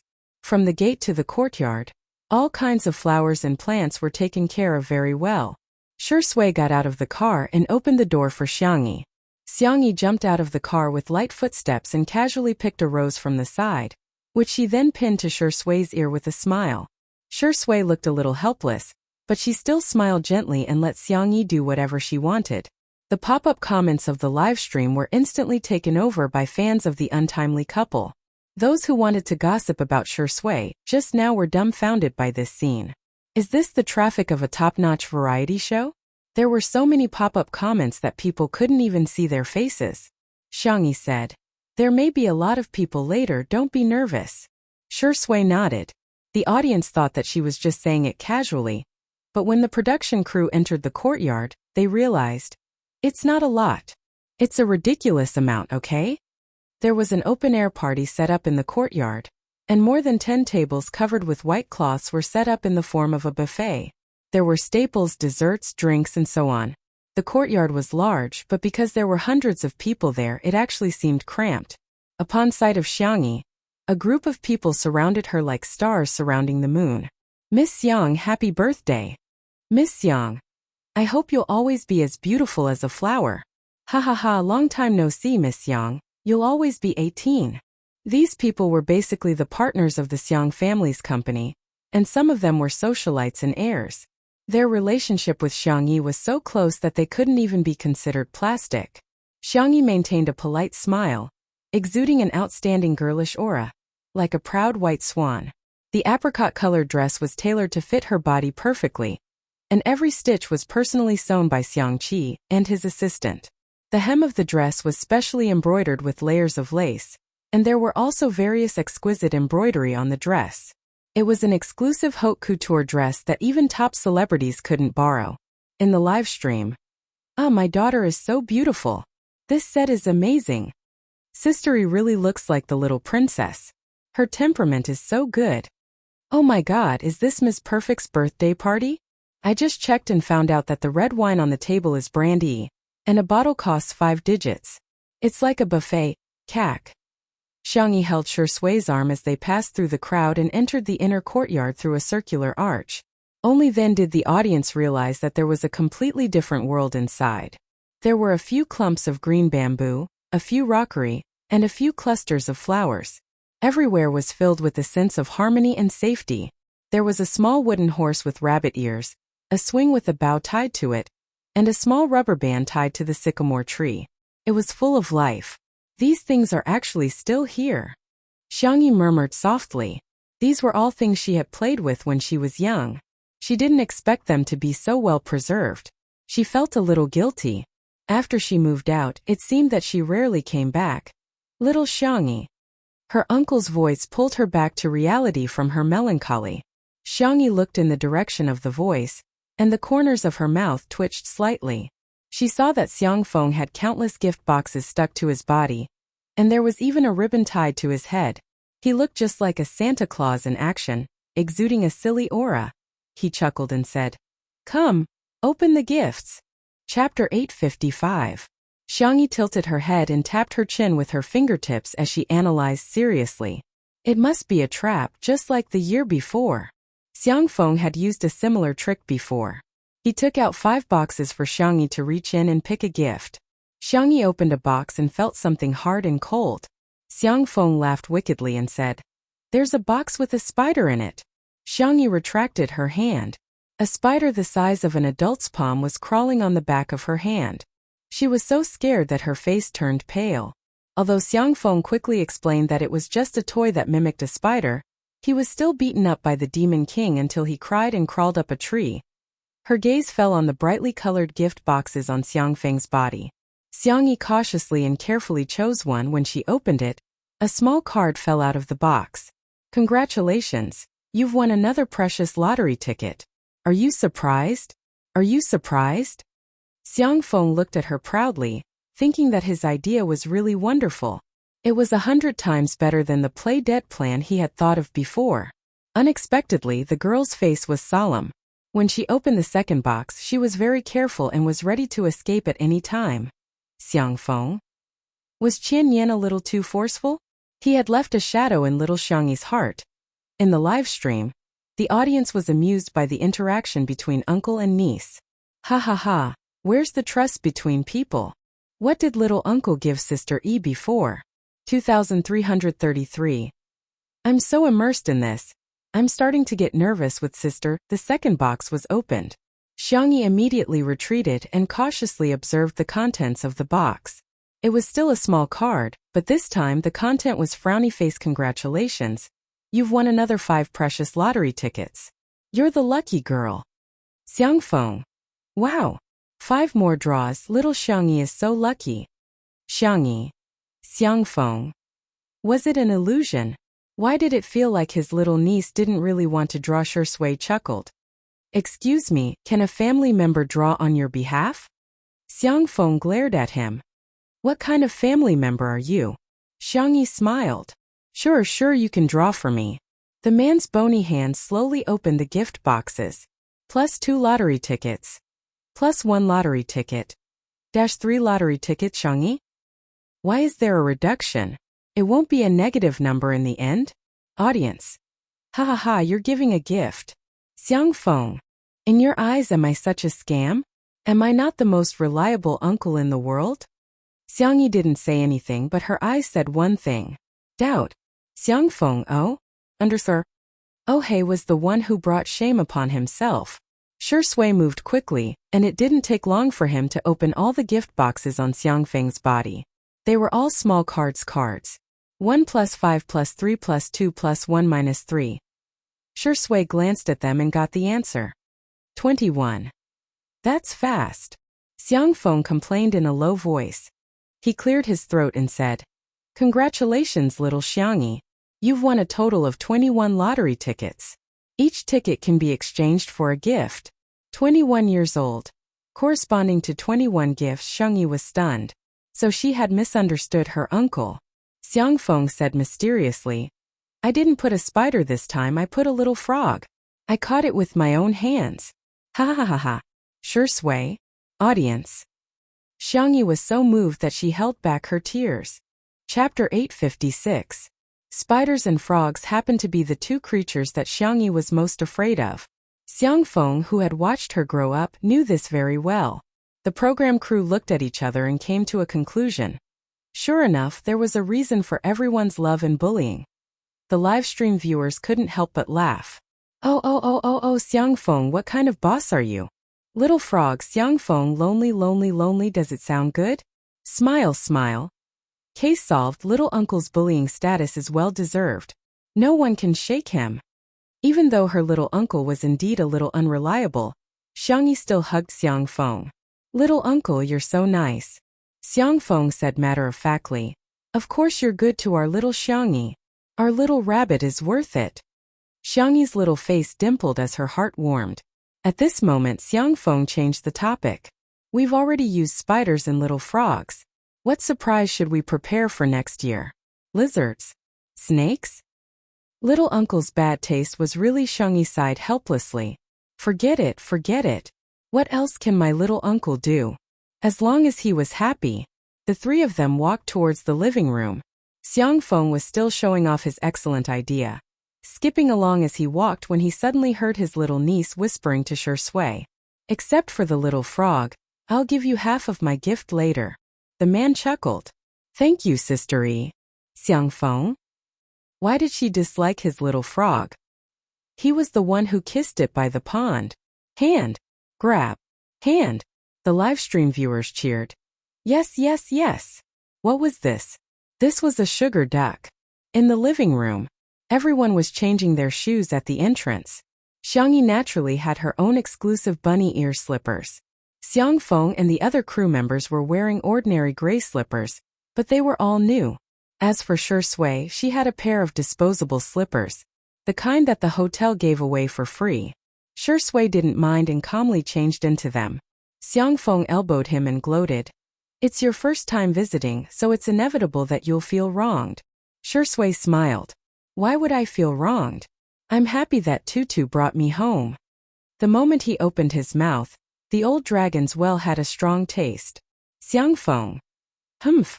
Glib tongue. A cold sneer came from the kitchen. She looked in the direction of the voice to see that Xiangyin was standing at the entrance of the kitchen with glutinous rice noodles in his hands. Xiangyi's eyes curved with a smile. Grandpa, are you making red bean cake? I'll do it for you. Xiangyin glared at him and barked. Go away, what are you doing? A new fan in the live stream did not understand the situation and typed on the public screen. Is Sister E and Grandpa not on good terms? Grandpa is so fierce. I'm almost crying through the screen. In the next second, Xiangyin said loudly, We don't have the rule of making girls work. New fans? Sorry to disturb you. The old fans replied calmly. Young people just get used to it, get used to it. Sure Sui naturally rolled up her sleeves and said, Grandpa, let me do it. Xiangyin sized her up from head to toe. Although he had already accepted her, he still said arrogantly, You? Can you do it? The viewers in the live stream were overjoyed and began to race to answer the question. I know how to answer this question. I suggest you all flood the screen with comments. Sure Sui, no. New fans? What? Aren't you all fans? Why are you so anti-fans? The anti-fans have been cornered by you. Chapter 857. Sure Sui didn't say much and simply entered the kitchen. She politely asked Xiangyin a few questions and soon got the hang of it. A good-looking person would be pleasing to the eye no matter what he did. Sure Sui looked down and slowly pinched out red bean balls with her slender fingers. Xiangyin could tell from her proficient posture that she must have done a lot of hard work. He humped and started pinching the balls as well. Sure Sui deliberately slowed down her movements. Although she was a little slower than Xiangyin, she wasn't so slow that she seemed clumsy. Seeing this, Xiangyin smiled confidently. Push, that's all there is to it. Xiangyin said arrogantly. Hey, you can't pinch the balls like that. Look at me, I have to do this so that I can pinch them quickly and beautifully. Sure Sui was very respectful and would humbly ask for advice from time to time. Her learning speed was neither fast nor slow, which fully satisfied Xiang Yin's desire to teach. Soon, Xiang Yin's hearty laughter came from the kitchen. Xiang Yi, who was in the living room, heaved a sigh of relief. Great. Her brothers were sitting opposite her, and when they saw her rejoicing, they were all a little displeased. My sister, whom I've doted on for so many years, has actually learned to chase after an outsider. Xiang Yu threw the gift into Xiang Yi's arms and said, I bought it casually, you can throw it away if you don't like it. I won't dislike a gift from you, brother, Xiang Yi said with a gentle and obedient smile. Even the most cold-hearted person would be moved by her. It's so beautiful. I love it. Xiang Yu had given her a mechanical keyboard. Apart from the fact that the keyboard itself was a global limited edition, every keycap was personally designed, drawn, and colored by him. The aloof esports guru pressed down on his cap and said coolly, Pushed, it's just a keyboard, what's there to be happy about? I just casually colored it and installed it. I didn't expect you to like it so much. Despite saying that, the corners of Xiang Yu's mouth couldn't help but curl up. The viewers of the livestream were appalled. Smog, pay attention to your facial expressions. You're grinning from ear to ear. What a cute bunny pattern. You're telling me that you just casually drew it? One look and you can tell she put a lot of effort into this. Sameogu was amazing. He won the world championship with his hands and even painted a keycap for his sister. Assemble the keyboard. Without waiting for the audience to finish lamenting, Xiang Qi directly pushed him aside and came over with a big box. He did not look like a mysterious and gloomy designer at all. Instead, he looked like a naive person. Sister, you're not allowed to like his gift. You have to like me first. Xiang Yi blinked her eyes. The desire to survive that had been cultivated since she was a child was not for show. She did not answer but opened the box and changed the topic. Wow! So cute! Xiang Qi gave her a set of bunny dolls, and he even made dresses, shoes, hats, and bags for each of the dolls. If Xiang Yi wanted to play dress-up games, she could change the bunny plushies for an entire afternoon. Xiang Qi said unhappily, Just wow? Xiang Yi took the hint. Wow! I've taught you for nothing. Xiang Qi crossed his arms, looking devilish and sinister, but the moment he opened his mouth it made everyone's jaws drop. Yes, oh, there has to be a twist and a rise, okay? Xiang Yi. Wow, oh, Xiang Qi. That's more like it. The audience in the livestream couldn't stop laughing. Sanmao Ji's childishness is confirmed. Hades, what kind of elementary school behavior is this? Ha ha ha, teaching your sister to say wow may be a little late, but it will definitely happen. Chapter 858. After Xiang Qi finished teaching, Xiang Li handed his sister a paper bag and said in a warm and gentle voice, Happy birthday, Tutu. Xiang Yi took it and opened it, only to find that there were various small bags inside, each of which had the name of a crop written on it. These are the super seeds developed by the Academy of Agricultural Sciences next door. I'm just offering them to you. Xiang Yi was speechless. I can plant seeds again. Happy. Thank you, second brother. I'll definitely record the growth process properly and send you feedback when the time comes. This was also a small contribution to the Academy of Agricultural Sciences. Xiang Li patted her little head and said, As long as Tutu likes it, the data isn't important. Is there anything else you want to plant? Do you want seeds of flowers and plants? Sure, I want to make another glass greenhouse, adjust the temperature and humidity, and plant some tropical plants. By the way, I also want to raise birds. Brother, do you think it's better to raise pigeons or parrots? Pigeons. Xiang Li smiled like a spring breeze. Don't you like to eat roasted pigeons? The viewers of the live stream. Pigeons, you're despicable. You're craving my body. Pigeons are so cute. How can you treat them like this? Please send me one when you're done roasting them. Boo-hoo, Dr. Chu is so gentle. His knowledge and information density are far higher than that of ordinary people, but he's still willing to listen to Sister Yi's nonsense. He's so knowledgeable and gentle. I love him so much. After the three brothers gave their gifts, everyone's eyes converged on Sangchen. As always, he was dressed in a suit and leather shoes. His dark gray suit was neatly ironed, and his tie and cuffs were meticulously groomed. His temperament was like a cedar standing tall on a snowy mountain, cold and distant. He took out a card from his pocket and handed it to Xiangyi with a calm expression, as if the gift was not worth mentioning. "It's a small gift, accept it." Xiangfeng, who was at the side, exclaimed, "Little Chun Chun, isn't this your salary card?" Sangchen frowned and glanced at him coldly. Xiangfeng suddenly didn't dare to say anything. The audience, the live streaming room, which was already bustling with activity, was now in an uproar. I'm jealous, I'm a lemon essence, orange essence, grapefruit essence. Other girls' boyfriends won't let me down, and other girls' brothers won't let me down either. Crack, crack, crack. I've seen a husband hand over his salary card to his wife, but this is the first time I've seen an older brother hand over his salary card to his younger sister. This was what it meant to be loved by everyone. I'm so envious that I'm shedding tears. I want Sister E to roast a pigeon. Xiangyi was stunned for a moment. Her first reaction was to decline. I can't accept this, Sangchen. What? Are you looking down on me? No, then take it. Before Xiangyi could think of a reason to refuse, Sangchen had already placed the card into her small bag. Buy whatever you want. Don't make yourself suffer. Sangchen, who had always been a man of few words, said a few more words of blessings, which was rare for him. Joy, peace, and peace. You can look forward to it. Xiangyi's eyes turned red as she nodded vigorously. Sangchen responded indifferently with an Suddenly, Xiangyi threw herself into his arms. Brother, you have to be well too. Sangchen's body stiffened. He wasn't used to such emotional expressions, but he still raised his hand and gently patted the little bunny on the back. You'll never have to grow up. I'll spoil my little sister for the rest of my life. Chapter 859. This scene made many people in front of the screen feel like crying. At the scene, Xiangyu and the others were fine, but Xiangfeng burst into tears. Little Chun Chun, you finally said something human after being a jerk for so many years. In an instant, everyone stood a little further away from him, lest they get implicated when the devil flew into a rage. The viewers in the live stream were originally in tears, but they burst into laughter at this moment. Feng, has your mouth been blessed? Ha ha ha, Xiangfeng must have been beaten up a lot since he was a child. Uncle Xiang's mouth is perfect for team battles. Once he opens his mouth, he'll definitely be able to draw hatred.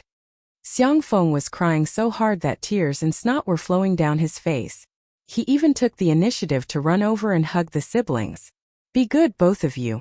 I'll take care of you for the rest of your lives. Sangchen looked at the tears dripping onto the sleeves of his suit, and the corners of his eyebrows twitched. Bear with it. What are you guys still standing there for? Let's hug. Xiangfeng roared at the other three. Xiangyu and the others hesitated for a while, but all of them said no. It's disgusting, no way. You're too pretentious, sissy. I don't like physical contact with humans. However, their bodies were very honest. The three of them walked over and hugged each other tightly.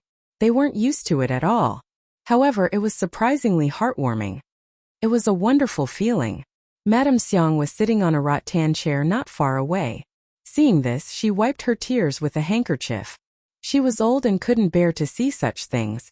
Xiang Yin and Shi Sui, who were in the kitchen, also cast their gazes over. Xiang Yin said, "This little rascal has been unreliable for decades, but today, he's acting up." Shi Sui smiled gently at the side. Great. It's great that Xiangyu is so happy. After the hug, everyone was a little uncomfortable. Xiangfeng was holding a tissue and blowing his nose while huffing and puffing. Sangchen looked at the snot that had stained his lapel, gritted his teeth, and silently took off his jacket. Continue to bear with it. It's Xiangyu's birthday today, so I shouldn't beat Uncle Xiang up. Xiangyi's eyes were red. She used the excuse of going to the bathroom and washed her face with cold water. Her phone vibrated. She picked it up and saw that it was a message from Anan. Nan, how Nan? Wow! Is your mother-in-law crazy? Xiangyi sent a question mark over. Then Anan sent her a link. Xiangyi clicked on it. A few minutes later, in front of the washstand, the little girl was so angry that her shoulders were trembling. Other than her family, there were very few people or things that could make her so emotional. When the audio file reached the end, it automatically started to loop again. Leave him. The Sure family has the genes of lunatics, so sooner or later, Sure Sui will also go crazy. His father is trash. He's the same. He might even be worse than trash. Every sentence was like a curse. These were all the conversations that Xu Xia had with her in the glass greenhouse that day. What made Xiangyi even angrier was that Xu Xia had tampered with her words. Auntie, have you ever thought that all of this is your problem? What are you talking to me about? I don't want to hear it at all. I just want to be with him. You're not fit to be Sure Sui's mother at all. I'm enough for Sure Sui. Please leave. After listening carefully, she realized that these words didn't sound smooth. It wasn't difficult for Xiangyi to guess what kind of audio software was used. With a cold expression on her face, she dialed Xu Xia's number. Beep. The call was hung up. Chapter 860. Xiangyi bit her lower lip. She couldn't figure out why Xu Xia would slander her own son. The person who hurt her was Father Sure. What was the point of venting her anger on Sure Sui? Xiangyi took a deep breath. She couldn't wait for Si Chuanbai to remove the trending topic, so she wrote a program to forcibly hide the entry. However, it was better to open it up. Hiding the entry could only control public opinion on the internet, but it couldn't solve the root of the problem. Xu Xia. The Xu family and the Xiang family lived in the same villa area. Xiangyi planned to go directly to the Xu family to find the Xiang family. She didn't want others to know. Halfway through the window, she heard her little uncle's voice behind her. Little Xiangyi, what are you doing? It's too dangerous. Come down quickly. Oh. Xiangyi made a shushing gesture and lowered her voice. Little uncle, I'm going out for a while. I'll be back soon. Xiang Feng straightened his back and assumed the posture of an uncle. Where are you going? Xiangyi hesitated for a few seconds and chose to be honest. That's about it. I'm going to the Xu family now. Xiang Feng, who had always been talkative, fell silent.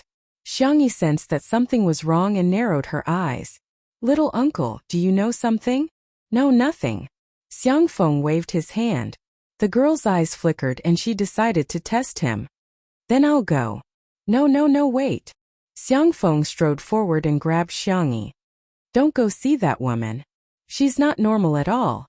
As soon as he said that, Xiang Feng felt that he had misspoken. He wanted to remedy it, but it was too late. Xiangyi looked at him eagerly. Little uncle, tell me, okay? The Xiang family's ancestral pride couldn't resist Xiangyi's coquettishness. Xiang Feng was no exception. He sighed. Sigh, let's talk outside.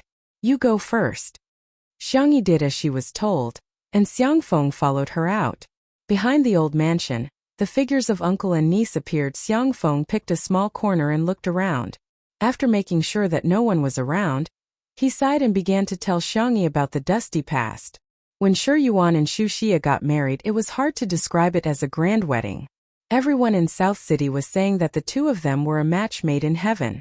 After their marriage, the two of them did spend some sweet time together. Soon Sure Sui was born.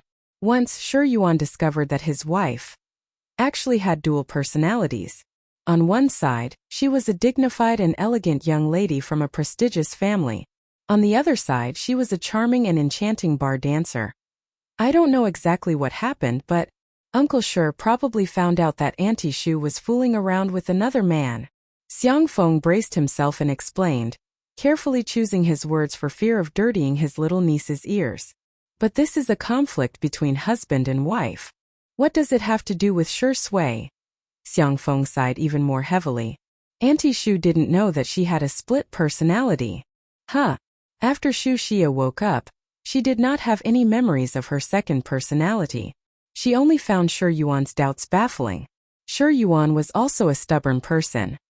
He imprisoned her in the Shi family and invited a psychiatrist to treat her. Xu Xia had always been very resistant and refused to cooperate. Although the two of them quarreled, it was still manageable. At least on the surface, it was still acceptable. Until Shi Yuan discovered that Xu Xia had been secretly abusing Sure Sui for several years. Sure Sui was too young at that time. He thought that if he didn't say anything, his parents could still maintain a harmonious relationship. Chapter 861. Little did he know that it would become the fuse that intensified the conflict between Shi Yuan and Xu Xia. Xu Xia's condition worsened, and her two personalities frequently switched. Every time she switched, Shi Yuan would become more paranoid, to the point of morbidity, and his desire to control Xu Xia became stronger and stronger. Xu Xia's hatred accumulated day by day, and her mental state was extremely poor. In her eyes, everyone wanted to harm her. Her body and mind could not bear the negative energy, and Shi Yuan's existence limited all her outlets. Shi Sui's sentence, "Mommy, Daddy just loves you too much," was actually deliberately said for his father outside the door to hear. He wanted to create an illusion so that his father would not hurt his mother anymore. As for him, it was nothing to be hurt a little. Anyway, he would get used to the pain. However, that sentence caused Xu Xia to transfer all her hatred to Shi Sui, who was only 4 or 5 years old at that time. She felt that Shi Sui was not the so-called crystallization of love, but the product of evil. Therefore, the abuse began to intensify. She was not a qualified mother, and Shi Yuan was not a qualified father. At first, he still spent some effort on his son, but later, he was possessed and all his attention fell on Xu Xia. For Sui, that period of time must have been very dark and painful. Let's not talk about it. Although he was such a dog, every time I think of how he was when he was young, I feel that there's nothing I can't forgive him for. Xiang Feng sighed. He was a few years older than Shi Sui, so he remembered it very clearly. When Shi Sui was carried out of that hellish place, he was skinny and had all kinds of scars on his body. However, the little boy's expression was indifferent and numb, as if he had lost his normal perception of everything. What made Xiang Feng the most uncomfortable was when he saw Shi Sui subconsciously cover his eyes with his hand when he came into contact with the sunlight. He couldn't help but wonder if it was because he was always hiding in the dark that he was afraid of seeing the light. Xiangyi listened in a daze. Her eyelashes trembled slightly and were stained with moisture. After a while, she raised her little face and held back all her tears. Now was not the time to be pretentious. Instead, it was when he was protecting Shi Sui. Xiang Feng saw that her expression had changed from sad to calm, and for a moment, he was a little nervous. "Rabbit, don't think I'm pedantic, but this isn't suitable for you. You know? No matter what, Auntie Xu is still your elder. It's not good for you to go to the Xu family and make a scene." Xiangyi said indifferently, "There's no need to go." Xiang Feng breathed a sigh of relief. "It's fine as long as you don't go. I'm just afraid that Sui will hold a grudge against you." He suddenly reacted. "What are you going to do?" Xiangyi shook her phone. "Uncle, you don't think that only Madame Xu knows how to record, do you?" Xiang Feng? Was this even possible? Sorry, this question is beyond the syllabus. Just as the public opinion was getting more and more heated, Xiangyi, who rarely posted on Weibo, suddenly updated her status. The content was very simple. There were only a few numbers and a complete audio file was attached. Xiangyi v1. Rumors stop with the wise. 2. The rumormonger must be investigated to the end. The netizens were the first to arrive at the scene and were shocked by Xiangyi's attitude. F***ck, Sister E is so stubborn. When they clicked on the recording, everyone realized that the content was completely different from the version that had been circulating before. A professional player immediately translated the text version and analyzed it word by word. He could be called a famous internet detective.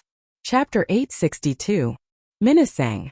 To summarize the key points, Shuringdi's mother, Madame Xu, said the same thing in both recordings, but Sister Yi's words were completely different. In one version, her values were extremely crooked, and she didn't respect her elders at all. In the other version, I was about to cry. My roommate happened to be an expert in editing, so I asked him to help me listen to the recording. He said that the version that Sister E posted was the real conversation. The version that was circulating before was edited. The point is, it was edited. So, there's actually nothing interesting about this. Someone just used a low-level method to tamper with Sister Yi's words.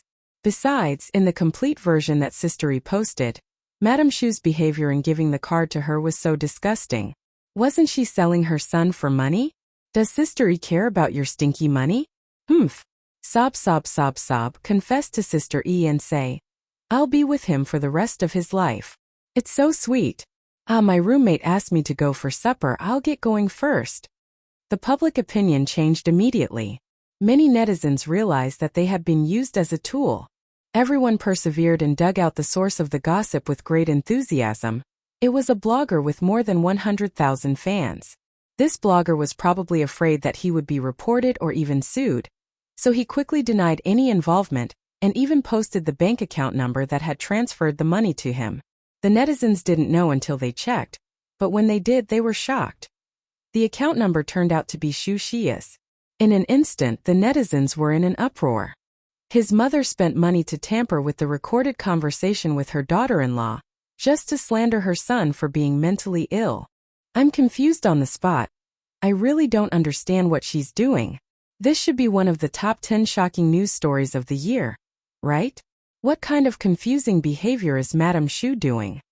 Forgive me for being blunt, but although Madame Xu keeps saying that Shui has the genes of a lunatic, I think the one who's mentally ill is Madame Xu. The viewers in the live stream were a little late, but after they saw it, they were still dumbfounded. This. Some netizens wanted to type in the comments section, but they hesitated.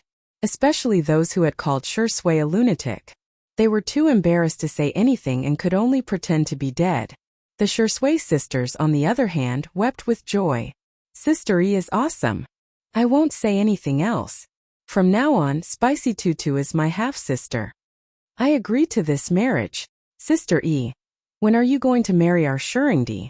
Or even our Shuringdi could marry you. We don't mind him being a gigolo, really. The live broadcast room was filled with joy and happiness. Old residents, balcony. Shui received a call from Si Chuanbai and roughly understood the situation. He was being protected by the little rabbit again. Shui didn't have the inexplicable chauvinism of some men and didn't think it was shameful. On the contrary, he felt very happy. She had never experienced such happiness in her life. He took out a velvet box from his pocket, his eyes deep and gentle. Would she agree? All of a sudden, two familiar figures entered his ears. The uncle and niece, who had mastered their tree-climbing skills, easily climbed over the wall of the courtyard. Little uncle, do you think I'll scare Shui if I propose to him? Will he say yes to my request? Should I bow or kneel down? The girl's soft and gentle voice entered his ears, causing him to feel a little itchy. His heartbeat became erratic. The following words are not charged. Ha ha ha. Nuanyuan is going to celebrate the new year. There might not be any new chapters later. If there aren't any, I'll make up for it tomorrow night. Thank you for being with me for the past year. This year, Nuanyuan is writing novels, learning novels, and Gonfan.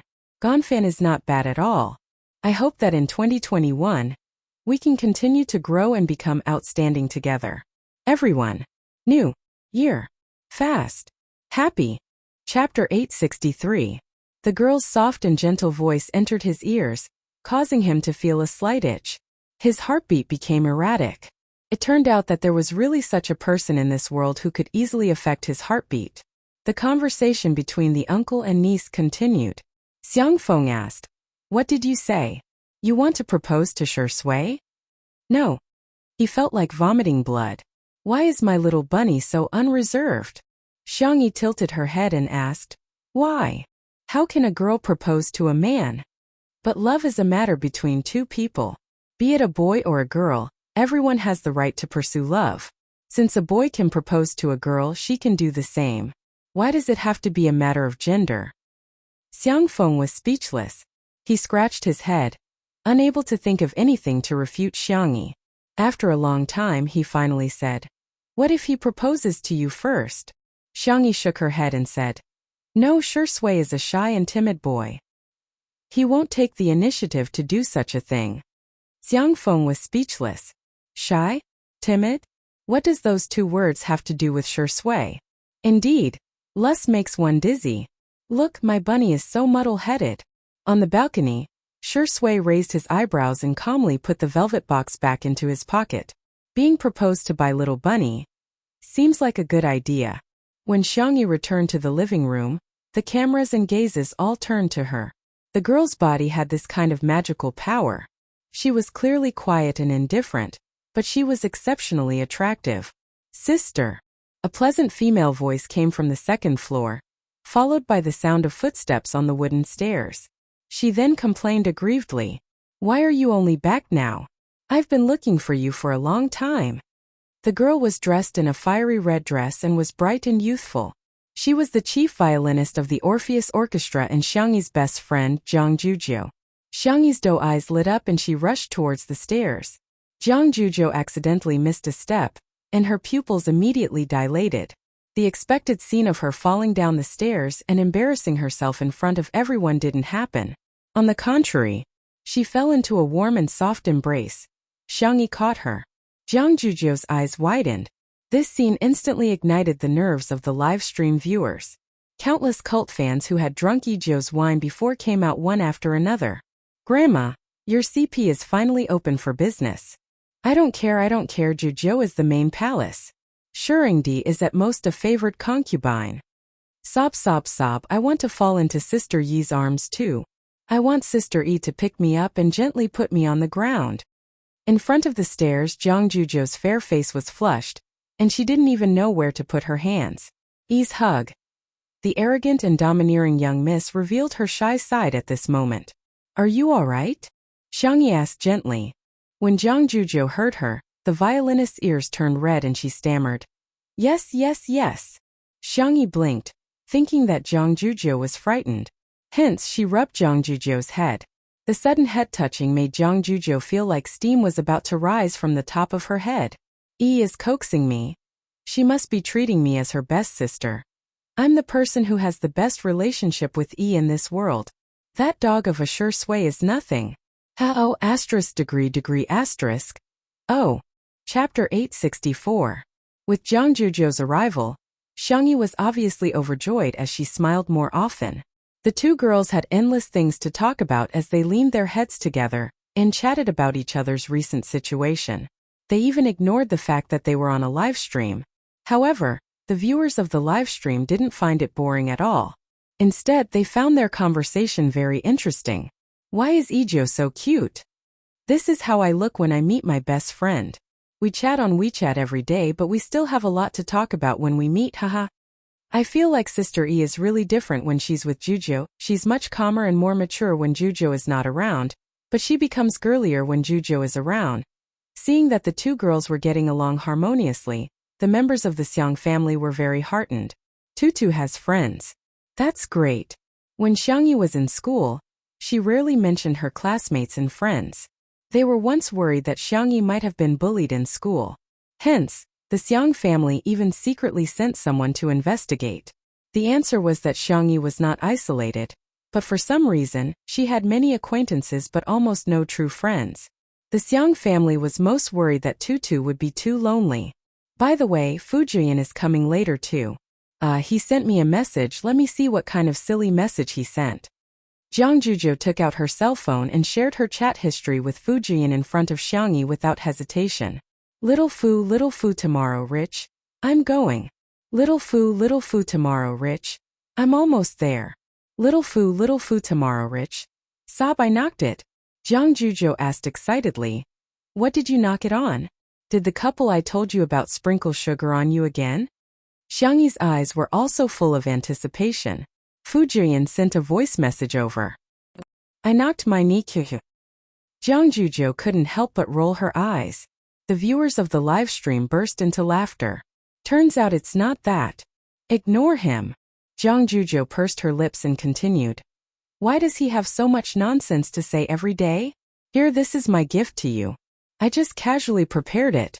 I didn't prepare it carefully. The young lady handed a gift box to Xiangyi. It was a beautiful champagne-colored ribbon with a greeting card and a small bouquet of baby's breath. The packaging was exquisite, and it was obvious that she had put a lot of thought into it. It was something that Sangchen and the others could not compare to. Only designer Xiangqi could barely put up a fight. Then I'll tear it down? Open it. But let me say this first. If you don't like it, you can't return it. Xiangyi chuckled. Her slender and soft little hands gently untied the ribbon tied into a bow. In the velvet gift box there was a delicate bracelet. The thin bracelet was connected by crescent-shaped white mother-of-pearl shells. Each crescent was inlaid with a ring of diamonds. It was the type of jewelry that would make a girl's heart flutter at first glance. Take a good look. Xiangyi's eyes were curved like crescent moons. Noticing the star bracelet on Jiang Juzhou's wrist, she asked, "Are we sisters?" Jiang Juzhou avoided her gaze and pouted. "I just accidentally bought something of the same series. If you don't mind, you can wear it as sisters." I can reluctantly agree. Xiangyi extended her hand in front of her and said, "Help me put it on then." The corners of Jiang Juzhou's lips curled up, but she still insisted. "I just bought it casually. I definitely didn't choose it carefully. Anyway, you're not allowed to dislike it." Humph. Chapter 865. In the live stream. Shocking. The Xiang family has been known to be proud and arrogant for generations. Jiang Juzhou is really a little cutie who doesn't mean what she says. The stars, the moon, and the stars to round it up is happiness. "I don't care, I got it anyway." Ha ha ha, the person in front is awesome. However, when the camera panned to Shui, who had returned to the kitchen, the comments changed abruptly. Most of them felt sorry for Shui, but there were also a few who resented Xiangyi. They're separated by a door. One is happy while the other is bearing with the pain. Does her conscience really not hurt? She just posted on Weibo to defend Shui, and now she's only talking to Jiang Juzhou. I wonder if Xiangyi is putting on a show for others. No matter what the reason is, anyone would be upset to be criticized by their own mother in front of the entire internet. "Xiangyi, why can't you coax Shui? You're heartless." In particular, when the butler arranged for the servants to take out a large pile of parcels, everyone's resentment instantly increased. "Miss E, these are the parcels that have been sent to you one after another in the past 2 days. Because they've all been specially marked as birthday gifts, I've kept them together and am giving them to you today." The parcels were all torn, but the butler stuck a sticky note on each box. Xiangyi saw many familiar names: Yan Nai, Zhang Chan, and the other members of C7 in Jiangxue, Shangguang, Zhongyi, the players of Team Logic, and the Taoist masters of the major Taoist temples. Although they couldn't come in person, they had all prepared a token of appreciation for Xiangyi. Birthdays were meant to be celebrated in the first place. However, in the eyes of some people, the better Xiangyi was living now, the more upset they would be. "Ha, it's just a birthday celebration. Must they make such a big fuss? Extravagant. She has the cheek to accept gifts? I'm speechless. Shui is so pitiful. He should marry a virtuous wife. If his wife is not virtuous, his family is not upright. How can he marry a woman like Xiangyi? Is he marrying her as a nanny or an ancestor?" There were all sorts of strange discussions. No one could understand why there would be such dark thoughts in the world. Jiang Juzhou opened the Xingchen app in a bit to watch the replay of the live stream. She took dozens of screenshots and edited them for her screensaver. Who would have thought that all he could see were unsightly remarks? She was so angry that she was trembling. She typed furiously to argue with the other party. Xiangyi noticed her abnormal mood and sat down beside her. "What's wrong? Look at these people. They were too bored. Could it be that they couldn't bear to see others doing well?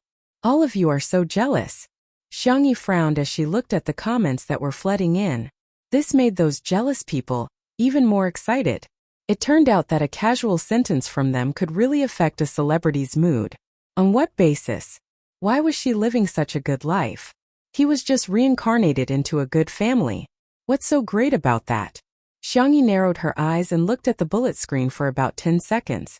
She didn't care about the comments that mocked her, but she did care about the comments that said Shui didn't have a gift. She raised her head and asked the butler calmly, "Have the things I bought